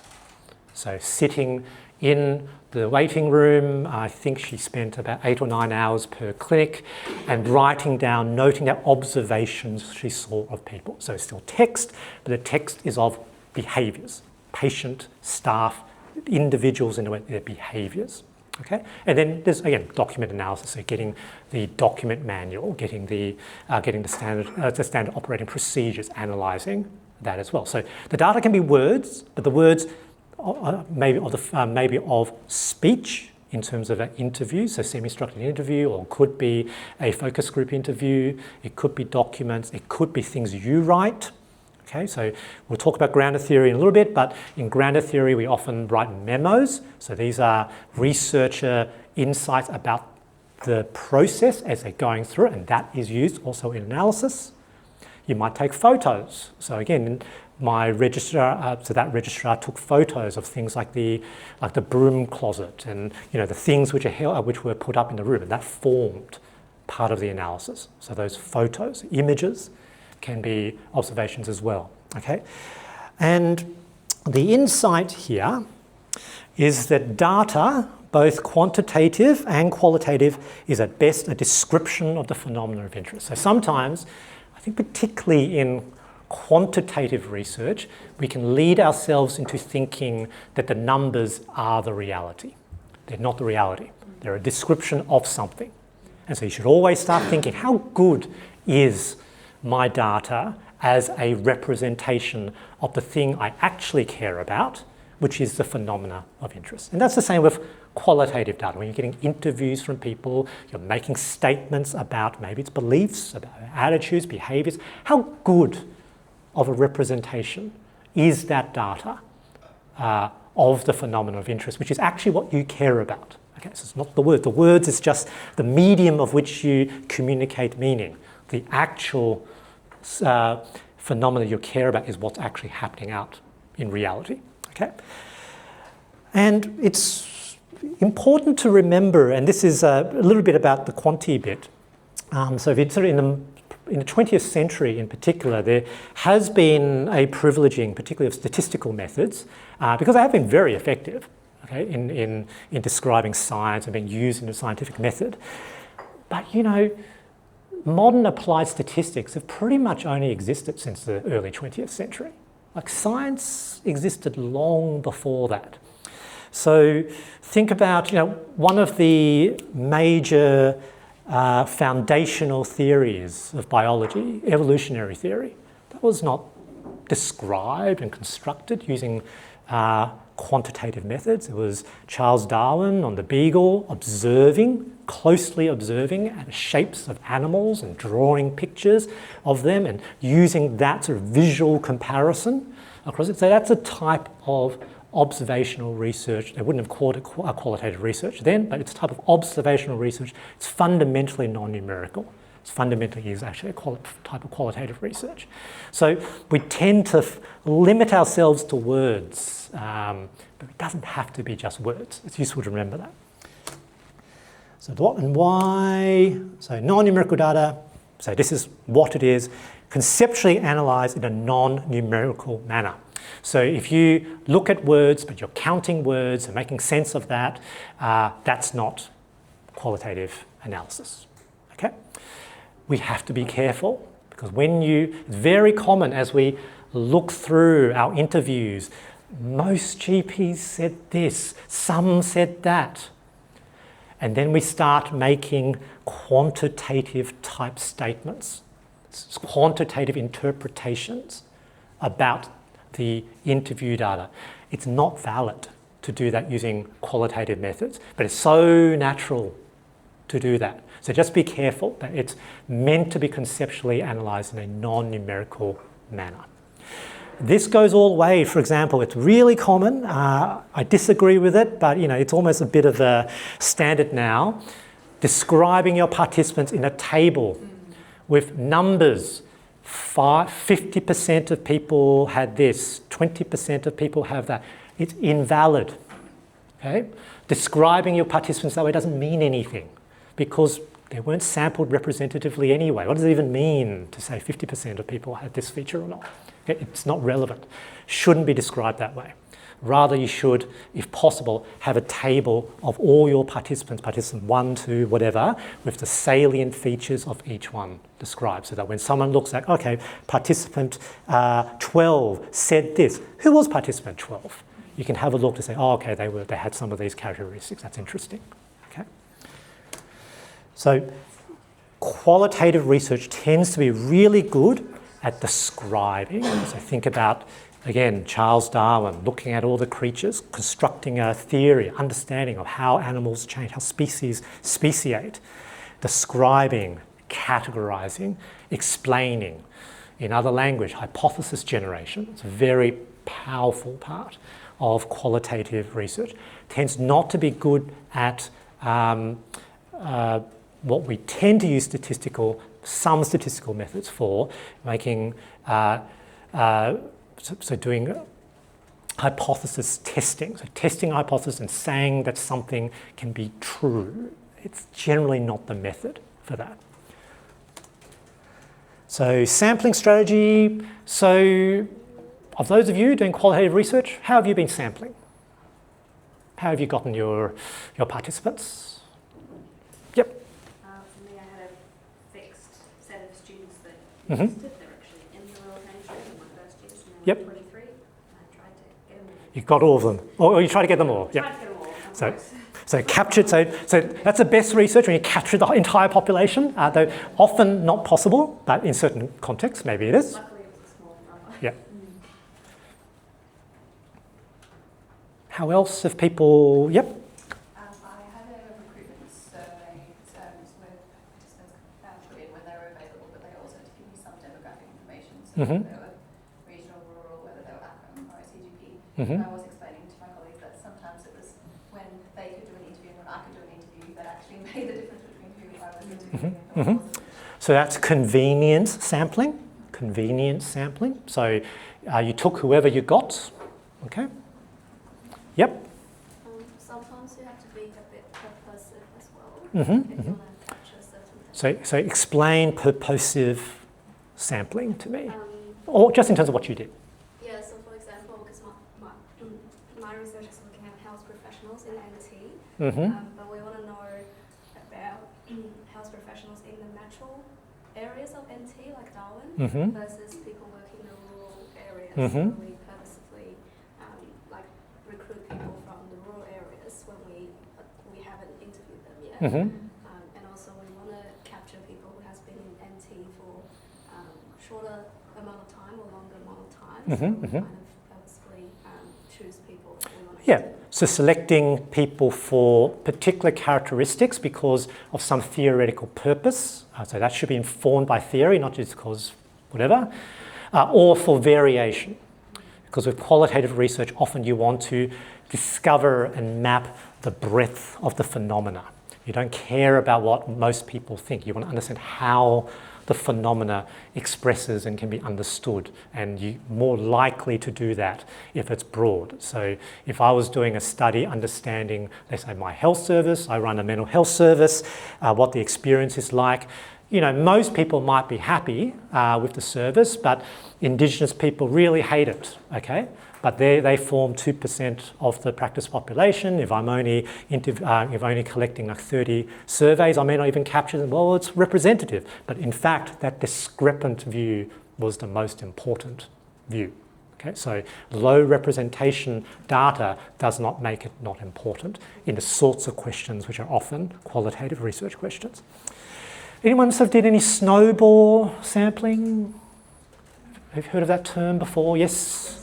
Definitely going to use it. So Okay. we're waiting on ethics. Mhm. But snowballing is basically when you speak to one person who then goes, oh, you know who would be good to talk to? And then you end up Yep. talking to their colleagues. And Yeah, so that can be a useful way of getting numbers. You need to really consider the theoretical impact on the data you end up collecting, because clearly it's not purposive, and you wonder whether or not you end up with end up capturing a very specific phenomena, and so you might end up with a narrow phenomena. Very good. So sampling concepts, representative versus variation. So with quantitative research, generally you need to sample for representativeness, because you don't actually really care what you find in your sample. Okay, no one cares. What you want to be able to do is to say that the estimate you have in your sample has some meaning outside of your sample. Okay, and the only way you can do that statistically is that you can make the claim that your sample is representative of the population or whatever cohort that you want to say your results apply to. So representative sampling is really important in quantitative type research. In qualitative research, often you're trying to sample for variation. I said it doesn't matter that a concept or an idea only occurred in one person. That doesn't make it less important. The theoretical element of how important or not important that is depends on you as a researcher in terms of your understanding and interaction with the data. Okay, and you're not likely to get that variation if you interview a lot of people who seem very similar. Okay. Would it be good Yep. sometimes not to have variation? That's an interesting question. I can't easily construct a scenario in my mind where that would be the case in terms of the typical qualitative questions we might want to ask. So let's say we want to understand, I don't know, let's say student experiences with the student council at a university. If we wanted to understand the range of ways people interact and understand with the student council, you probably need to get people who are quite different, because theoretically we can at least make the assumption that how that interacts with a phenomenon of interest may be different, and we may not catch it. Now, there may be times where you want to narrow it, that you're actually really just interested in international students, or you're just interested in let's say, male students or just female students or older students. But then that's your research question, that's different. Like, it wouldn't make sense to sample outside of that because that's not going to answer your question. Yeah. So convenience versus purposive. So convenience sampling can be risky. Okay, so you can get good numbers, but you might end up with a narrow sample. So people who kind of think mostly in the same way because of your engagement method, that certain people with certain beliefs are more likely to speak to you.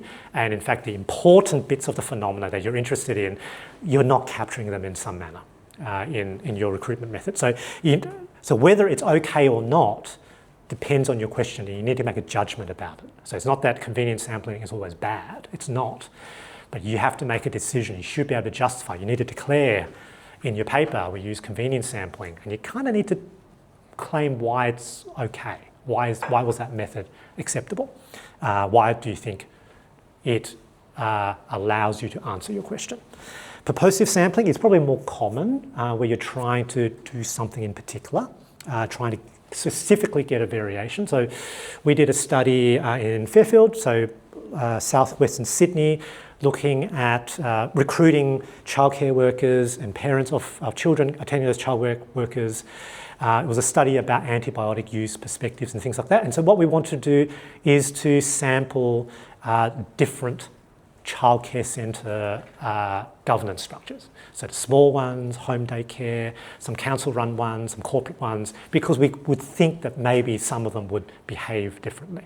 And so we would have to purposefully sample that, because if we just did convenience sampling, we might just end up with all council childcare, because they were one of the partners in the project. Okay. So has anyone come across the idea of theoretical sampling? So theoretical sampling is something that comes out of grounded theory in particular. So one of the things with grounded theory is you do these iterative cycles, and then you do parallel analysis and data gathering. So with the initial interviews, you might discover an interesting idea or concept, and so out of that, you might specifically want to sample a person with a particular characteristic because you think they can flesh out this emerging idea.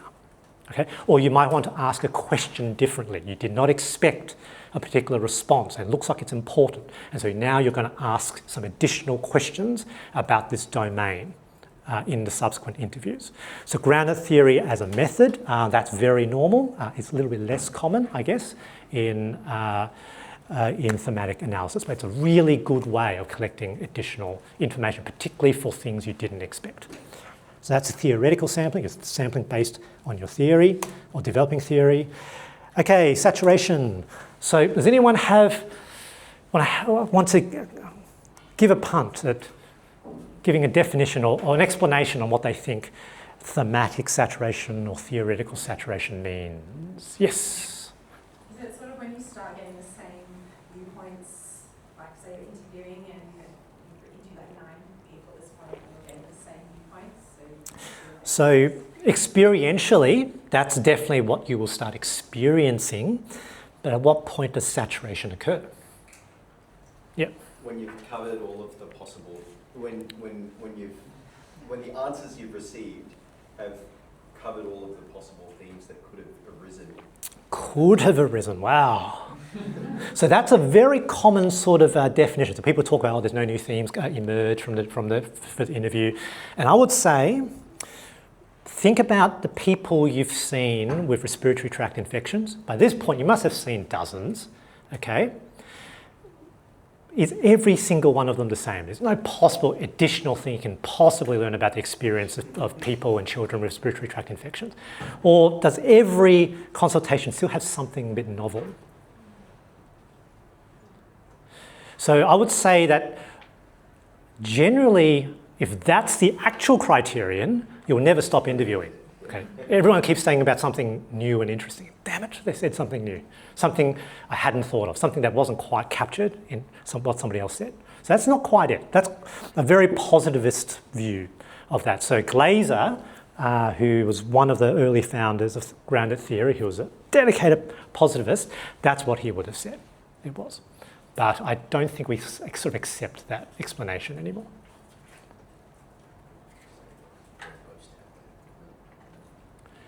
Would you just then say you've explored as many as practical, essentially? Very good, very good. So it's theoretical adequacy. It's a choice. Okay? It's a decision you make as a researcher that it's not worth going further. You may discover new things, but you don't think on the basis of your analysis that it would meaningfully add. And remember, doing research is not ethically neutral. You're wasting people's time if you're not going to be getting additional results. So at a certain point, you have to stop. Practically, you must. Ethically, you must. And so you need to make a decision at what point, and I'm going to stop because there's a cost involved, both to me, to the potential participants, and I don't think it will manifestly make a difference anymore. Not that there may not be new things, but you don't think it will make a difference anymore. And that's a judgment call. It's always a judgment call. And so my problem with some of the other explanations is like it just happens. We got to 18 interviews and we reached saturation. How? How did you make that decision? So it's really useful to think, okay, I've done 3 interviews, I've seen pretty much the same things, the last few interviews, but that's not enough. That's not the criterion. It's of the analysis so far, is it theoretically adequate? Is it good enough for the purpose of my research question? Do I think it makes sense to go further? And if you decide no, then you've reached saturation. Okay? And sometimes you don't reach saturation because you only plan to interview 20 people and God damn it, you know, the 20th patient said something really interesting. And you think you probably need to explore further, but you've got no money, you've got no money, and then that's it. And then you should honestly claim you probably didn't reach saturation, okay, in your study. It's a limitation. And tactically, when you're designing your studies, you should plan to be funded to interview more people than what you need to. And then you stop when you reach saturation, and generally you hope you don't reach your top number, okay? And so then you've got that flexibility, potentially. Yes? Are there situations where saturation is claimed to be achieved, but then it is very subjective? Fundamentally, the decision requires judgment. There's no objective criteria for saturation being reached. It's not like there's a metric you can use. This is a 3rd interview where I didn't discover new themes. That's invalid, I think. So I think it's a matter of judgment. It's fundamentally has a degree of subjectivity, and you have to own it, and you have to be happy with it, because it is what it is. Because otherwise, you pretend you're saying it, but you just pretended. You just went through your 15 interviews and it felt fine, and I think that's a bigger problem. Yeah. And there's no magic number because it depends on the data. So if you're doing really deep interviews with patients and the domain of your analysis is narrow, you could probably reach saturation without very many samples. Okay? If you're collecting not very much qualitative data, so like a very short phone interview, like 5 minutes, so one of my former students sort of interviewed people being discharged from hospital about their follow-up intentions. You know, it's a very short couple of questions. And so you need quite a lot of data to genuinely reach saturation to it. And so we interviewed, I think, 100 people, but it's a very short, interview. And we did a sort of slightly quantity bit to that as well. So there is no magic number to how many people you should or should not. And even within the literature, you go to older literature, they talk about numbers we would feel scared of now. You need to, like, for phenomena we're interested in, they'll talk about 40 patients, 50 patients you have to interview to genuinely reach saturation. I don't quite agree with that. But at the same time, if someone's only interviewed 8 people and they weren't very long interviews, and I have suspicions about about whether or not saturation was genuinely reached, or could be said to have been reached. Could I Yes. quickly add a point? This is a mistake that I made when I was a registrar. I did 2 interview studies, and my second interview study was it was for 20 registrars, and I interviewed probably 5 or 6, and I just got identical interviews, and then I told the supervisor that I thought I'd reached saturation because I analysed after each one. And then my supervisor said, no, we've got funding for 20, you go do 20. And so in thinking about that, I was like, well, I'm not going to sit and do another 13 interviews and get identical narratives. Let me try a different line of inquiry. And I found completely different themes. So Michael's point, it was total research immaturity, I think, in me just doing really superficial interviews. So maybe as we start out as junior researchers, it is much better to err on the side of thinking you've got saturation and then maybe just a couple more or a few more. Yeah, and potentially taking, again, that theoretical sampling approach. So if you've got some interesting ideas, you don't have to ask exactly the same questions every time, as long as you put that in your ethics application. Okay. Right, so we're running about now, so I'm going to move through that. So thematic analysis, really flexible method, really popular, I guess, in health services research now. So Braun and Clark is the big paper, I guess. Thematic analysis or thematic or qualitative descriptions existed long before their paper, but it's a really good paper because they sort of give steps on what to do. It's only 20 years old as well, which is really interesting. So prior to thematic analysis, elevation, people using grounded theory, or at least grounded theory method, was actually much more common. If you look at older papers, they're talking about GT. But it's been sort of taken over by thematic analysis because it is very flexible. But its flexibility also has some limitations too. So I'm going to use the same context so that the sorts of questions you might ask with each method becomes a bit clearer. So imagine there's a local community group that we've observed at our service have higher rates of non-attendance, and they're underrepresented as a proportion of patients at the service. So we want to do some research around understanding why, because we're worried about the equity implications. So a thematic analysis type research question might be something about beliefs, attitudes, and experiences of the people from that local community group regarding attending our service. So this is about themes, about categories. And what is a theme? Anyone have a sense what a theme is? Because they're the outputs of thematic analysis. They're the outputs. So what's a theme? Group of codes. I guess that's underlies a theme. Yep.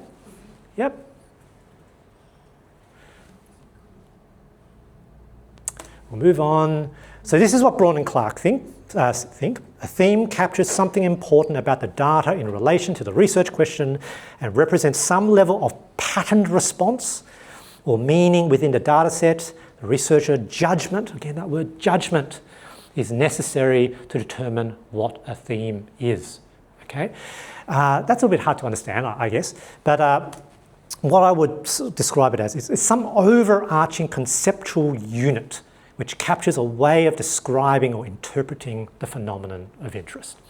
Okay, there can't be too many themes. It's overarching. It tells us something. The theme is the concept. Okay, the theme is not the words. The label you put on the theme is not the theme. They're the words. That's a label. The theme is the concept, that construct. The words is just what you as a researcher are trying to transmit the idea into another person's mind. Okay, so the themes are not the words, that's just the label of the theme. The theme is the construct. Okay, and the themes are the unit of analysis. Okay, so individual interviews, individual participants, they're not the unit of analysis in thematic analysis. The theme is a unit of analysis. So you can take bits and pieces from people's speech and try to coalesce them into a coherent understanding. Because otherwise what happens is you basically use the interview guide and you break up the speech into the interview questions and then you're just describing what the patient said, okay, or what the participant said. You've not actually constructed themes. Okay, so if your themes are is like a shorthand of your questions, you probably haven't got themes. Okay. So decisions, we're doing thematic analysis. So these are the decisions in the design of the method. So are you going for a broad description, so a rich description of the whole of the phenomena, okay? Or are you going to narrow down to some specific element about the phenomena? So if we're talking about, let's say, patients coming to our practice,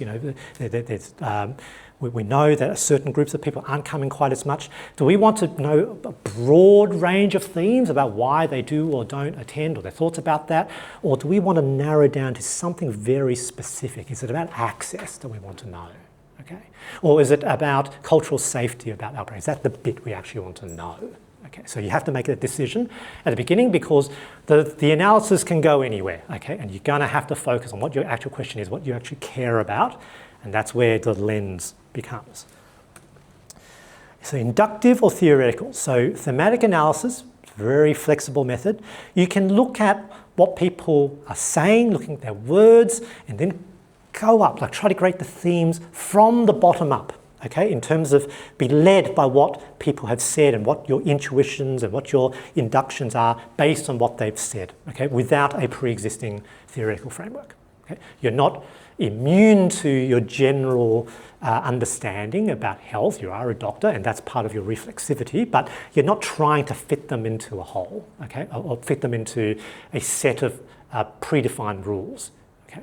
So for those of you looking at barriers and facilitators, for instance, you should actually ask yourself the question, is that actually something I want to do? Okay, because you may not actually get barriers and facilitators coming out as themes, out of what people say. That's not what they care about, okay? But if you particularly want to look at barriers and facilitators, that should be part of your research question, and you might do a more theoretical top-down analysis. So you've got an existing framework and that you're trying to understand the data, the phenomena within that framework. Okay? When we sort of think about some of the frameworks, we call like the CIFR, okay, for implementation science, you would do a top-down analysis. You would be doing framework type analysis. You're not going to be reconstructing those categories out of the codes themselves. Semantic or latent themes. So semantic analysis is more at a superficial level. So you're describing, understanding, making interpretations of what people have said at a more superficial level. Okay? Now, we always will do interpretation. It doesn't mean you just describe what people say, but you're not necessarily looking very deeply or have a goal of looking deeply at their motivations or underlying sociological constructs on what's going on. That's not quite the goal of what you're doing. I would say that a lot of thematic analysis is probably more at the semantic level, and that's probably okay, but it may also be a little bit limiting. Latent themes are really at that deeper sort of level, but you can go too far with that as well. I remember listening to a couple of psychiatrists talking about, doing qualitative analysis and just being stuck. They couldn't get started. Like, they look at one sentence and they're like basically psychoanalyzing what the patient means from that. That's going way too far. Okay, over-analyzing the motivations. Okay, but latent themes can be useful or focus on latent themes when you're really worried about, let's say, things about the underlying drivers, especially when there is some theory, like, is there an issue of power between different participants or the phenomena between the different individuals? Is there some sort of sociological dimension that's actually important, and what people are saying are reflections of that, as opposed to actually just caring about the surface level? As the example is this: when people say they don't have enough time, they don't mean that. Okay, it is the way to say it without saying that I maybe don't value this phenomena as much as what you do. Okay? That's what they may not even be conscious. They're actually saying they can't prioritize it, not they don't have time. Right, phases of thematic analysis. Now, this is very similar to many other research steps, though some of the other steps have some additional things. Familiarising yourself with the data. So that's rereading the data. I would often listen to the interview once or twice.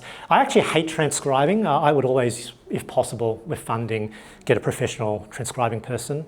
But some people think getting registrars to transcribe for them and save $250 an hour to be very worthwhile, because it helps sensitise you to the data. It does, but it's pretty boring and it's painful. So I would personally, if I had a choice, get it professionally transcribed, read the transcripts as I'm listening through the interview, because then it reminds me of what I saw when I was doing it. The familiarisation step is really important. Okay, because we very rapidly forget, or we think we remember until we listen to the interview again. And say, oh, gee, yeah, they did say that. I completely forgot about it. Or you get new nuances and insights that you didn't get the first time just running the interview. Yes? I'm just interested to know your thoughts with the transcribing data. Mm-hmm. I've taken part in some of the other registrars Mm-hmm. studies here. Yep. A lot of them have used AI Yep. for transcribing data. Yep. That's fine. Yeah, so that's just machine transcribing. There's an ethical issue, but generally universities, if you're transcribing it using Copilot or whatever, all the servers are kept in Australia. There's some privacy contract the university has with Microsoft Azure servers, so that's generally fine. But you have to use the transcribing software that's approved. Does that impact though with the not necessarily, or there's It not could. someone else to do it. It could, but you still have to familiarise yourself. So you're not transcribing it, but you have to read it. And generally, I would listen to the interviews as I'm reading it. So there's two modalities, the words and also the hearing. So it's an important step. Okay? It's an important step. But I don't think you need to transcribe manually. It's painful. So generating initial codes, many ways to do this. Okay? So the issue is that it has to be systematic. You're trying to identify interesting ideas or concepts. You're trying to find it. You're putting a label on it. Many ways to do it. So some people take big blocks of text and give a fairly large descriptive label. Because I was trained in grammar theory, I don't usually do it that way. I would usually use what we call in vivo codes, which are codes which are verbatim statements from the transcripts, and just pull bits out, and they're initially open coding. You're not trying to overinterpret them. You're not really trying to interpret much at all. You're just identifying interesting stuff. Okay? And the idea fundamentally is you can't work with the transcript. It's too much information for our human brains. We can't make sense out of it. We can't abstract the salient features to create insights.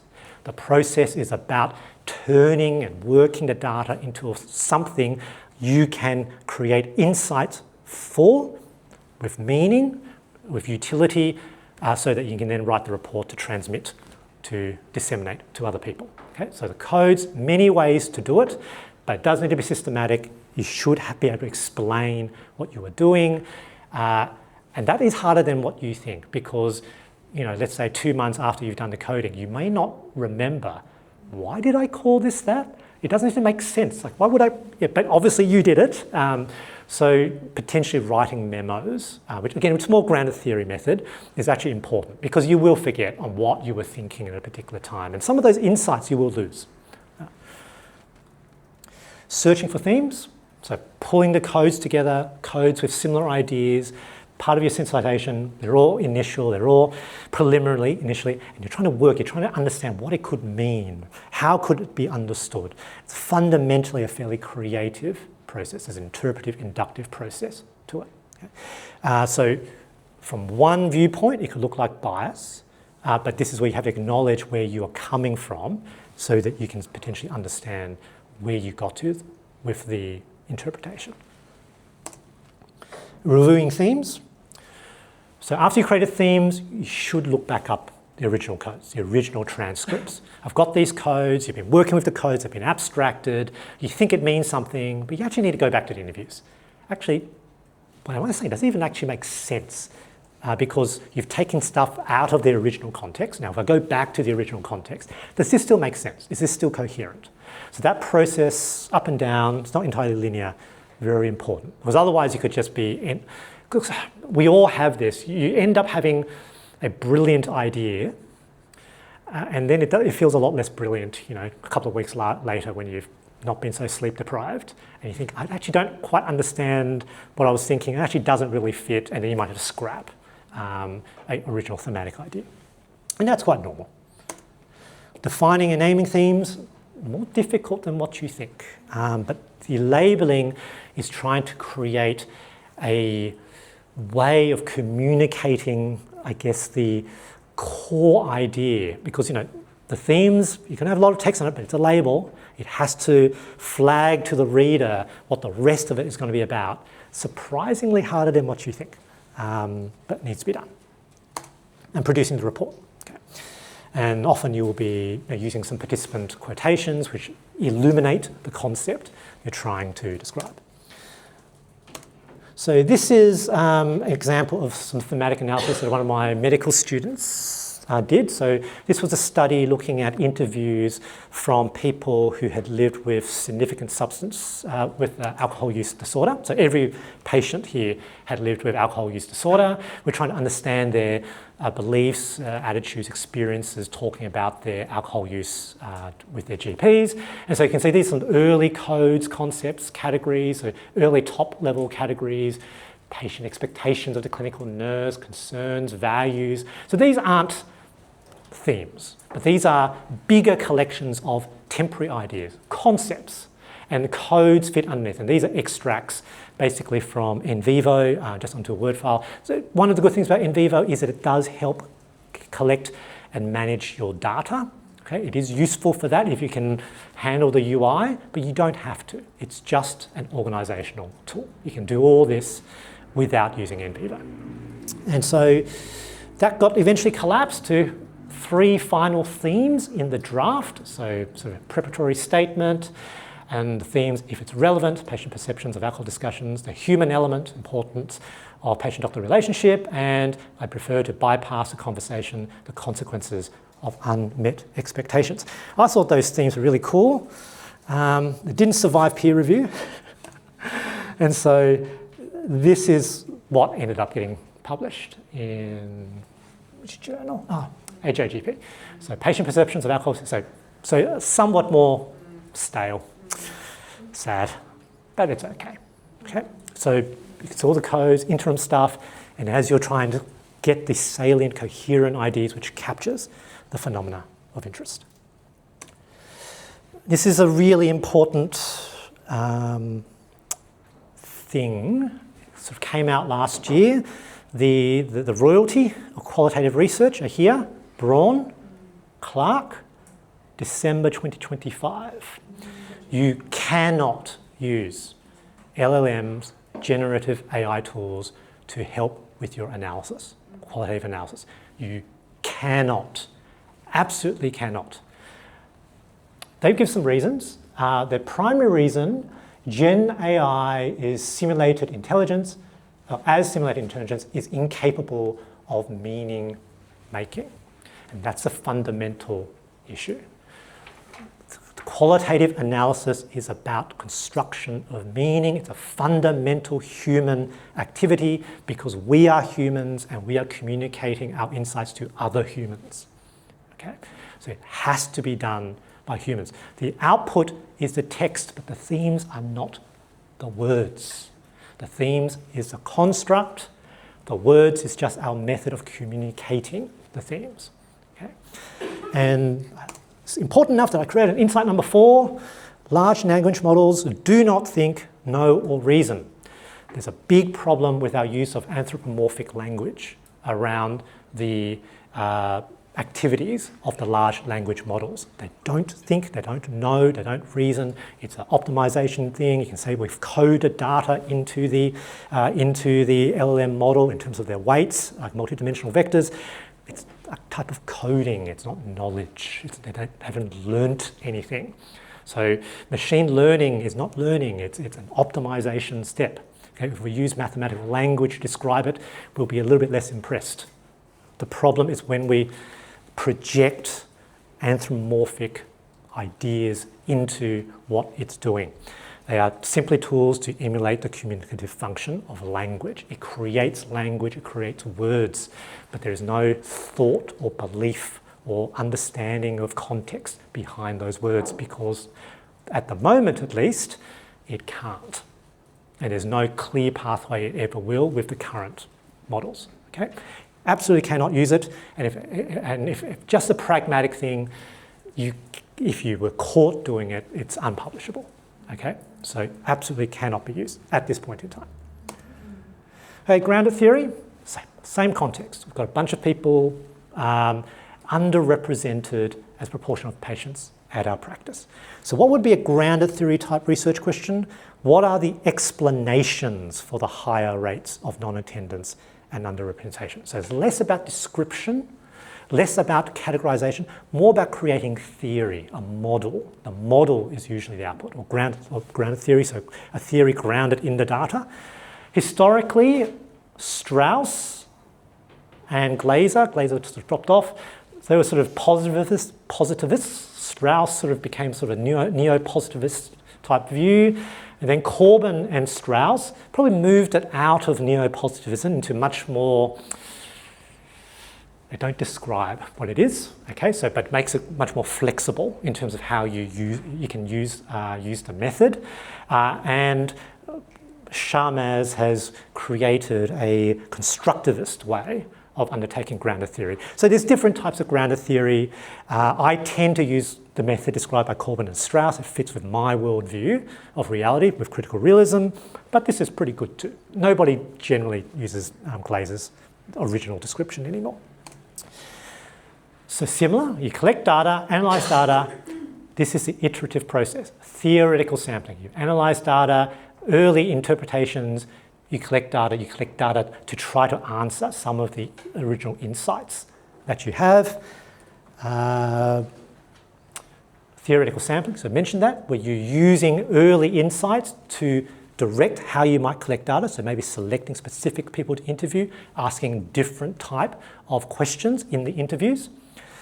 Open coding, in vivo coding, so in vivo coding, the direct verbatim bits of words from the participant you use as the initial codes. You park them because they sound interesting. A lot of them may not end up being used, okay? But this is a way of sensitizing the codes and you're abstracting from those codes. Constant comparison. This is a method that is described in GT as a central part of GT, not so much in thematic analysis, though realistic, you do need to do that a bit, okay? So remember when I said you have to take the codes, your early themes back and have a look at the transcripts. Is it coherent? Does it make sense? People would normally do that. Well, this is seen to be this constant comparison up and down the codes with your early ideas, with your early model is seen as absolutely essential in GT. So it's seen as an essential component of GT. If you didn't do it, people will say you didn't do GT right. The iterative process, yep. And the output is an explanation. So theory, a model. I'm a visual sort of guy, so I usually do models in terms of things which are pictorial. This covers it a little bit more. So memoing. So as you're doing the analysis, you write memos, which are sort of little descriptions of what you were thinking as you were doing the analysis, explanations of what you've done. One of the ideas of GT is all is data. So not just what the patient said, your interpretations, your initial insights. After you did a field interview, you might quickly note something that was interesting about that interaction. All of that forms part of the analytic process in GT.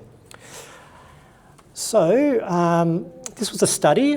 This is that study about older women being discharged from emergency departments, wanting to understand their follow-up intentions with general practice and actual behaviour, following up intentions and what's happened to them. Who's at University of Sydney? Who knows Shadi? Yep, Shadi. Shadi did this study when he was my student ages and ages ago. He was like the best student. It was the only time we submitted an ethics application and it just came back approved. No request for, I thought they made a mistake. And I was like, no, it was just, yeah, so it was good. So this is an early conceptual analysis, so whiteboarding, so myself, Shadi and my colleague meeting, describing, what has he found? What's the analysis so far? What could it mean? Don't know, but these are things that look like they've been happening. And at the end of it, we take a photo because that forms part of the analysis. Okay? And so now this is fairly well developed, the model. So sort of we've got this idea of a balance and there's a decision the person's making, some factors here, and then the final model that's in the paper. So the output is the model, not the themes, not the labels, okay? So that's GT. I really like GT, but it's harder. It's harder to do. It's a little bit more complicated. It's less theoretically flexible than thematic analysis. Phenomenology, same context, okay? But here, as mentioned, lived experience. What is it like being a person from the local community asked to use our service? I want to understand the meanings they place into it. What is it like? The experience is the bit we want to look at. Now, phenomenology is the method I'm least familiar with because I've never run a phenomenological study. I did an interview with Professor Jenny Neal from Monash. This was an interview from Wonka, Europe, so in Paris, just a little while ago. And she talks about her study that she just published. So it's a phenomenological qualitative interview study. Yep. So I'm really a qualitative researcher. Yep. That's definitely my bent. I discovered that very early on in my research journey that is just what makes me tick when I do research, I like to find out the why and the how. So I interviewed 20 GP survivors of domestic and family violence to find out more about their experiences in really in-depth interviews. Yeah. Now, my understanding of phenomenology is that it's particularly good for questions around what is it like to be, or what is the meaning of lived experience. Yeah. So what I'm interested in is the lived experience of these GPs who are survivors. So when I say survivor, I'm talking about someone who has had an experience of domestic and family violence, whether it be that they were subjected to child abuse or whether it be that they have been subjected to intimate partner violence or something like that. So I'm really interested in their own lived experience. So I want to delve deeply into that experience, and this method helps me to do that. So, approach seeks to describe the essence. So this is a word that shows up, of a phenomena, but from the perspective of the person who experienced it. The goal of phenomenology is to describe the meaning of this experience in both in terms of what was experienced and how it was experienced. It's two broad groups. So Husserl initially described it, and a lot of the method comes from Husserl. Transcendental or more descriptive phenomenology, I have to admit I find his philosophy difficult to understand. So one of his ideas is that you focus on the person's lived experience without consideration of other things, and then the transcendental element is that you can bracket yourself away from your own beliefs and stuff, and then so you're just understanding the experience, and the experience of multiple people where it's similar allows you to create an essence. So that's where that word essence comes from. I find it a little bit hard to understand. This is probably the more common way of doing phenomenology from a modern health services perspective. So interpretive or hermeneutic, from the philosophy of Heidegger, phenomenology is very based on the underlying philosophies. There's different types of phenomenological research.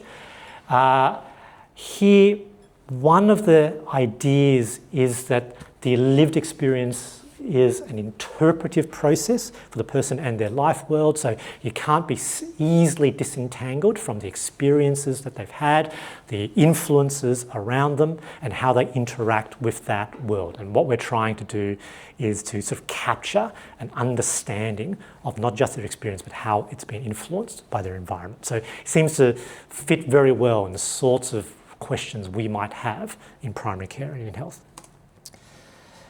Very similar steps of analysis. This is straight out of her paper. Data familiarization, coding, okay, but the coding is from the phenomenological lens. Initial themes, you're still creating themes, developing, reviewing themes, defining themes, writing up. So very similar, but the lens is different and the underlying philosophical approach is different. And as an example of what the themes might look like, my experience can be my superpower. So focus on lived experience. And here's a sub-theme, having a sixth sense, or participants felt being able to pick up subtle signs of abuse. So it's very much focus on the person's lived experience and how they interpret the world and find meaning in their experience. And this is both being a person who's been a survivor of violence, but also in providing care to people, now patients, experiencing violence as well. And you can see the other themes, just in words, are all about experience, connecting with survivors' stories, wearing a cloak. My experiences give me a sense of purpose. I am way over time. Any questions? Yep. Just going back to the thematic analysis, you mentioned the inductive versus theoretical coding for thematic analysis. Thematic versus latent, yep. Yeah. Is it possible to combine them together? The reality is that there's always going to, they're like poles, and you're probably going to be somewhere in the middle. So it doesn't make any sense to do very superficial analysis of what people have said. There's always going to be an interpretive element. You're probably at least somewhat interested in drivers and motivations of why people made certain utterances in their work. So it's always going to be somewhere in between those extremes. But generally, are you more towards the semantic end? So you're not really focused on trying to really understand their deep motivations? Or is it really about the other end? You're not so, you're not going to take what they say at a surface level. You're really looking at, as a phenomena of interest, those deeper underlying themes. So that's what you're really looking at. But the reality, you're always going to be doing some level of interpretation and induction, generally. But is it possible to have some initial codes coming from the literature review, like, and then induct to sort of underway?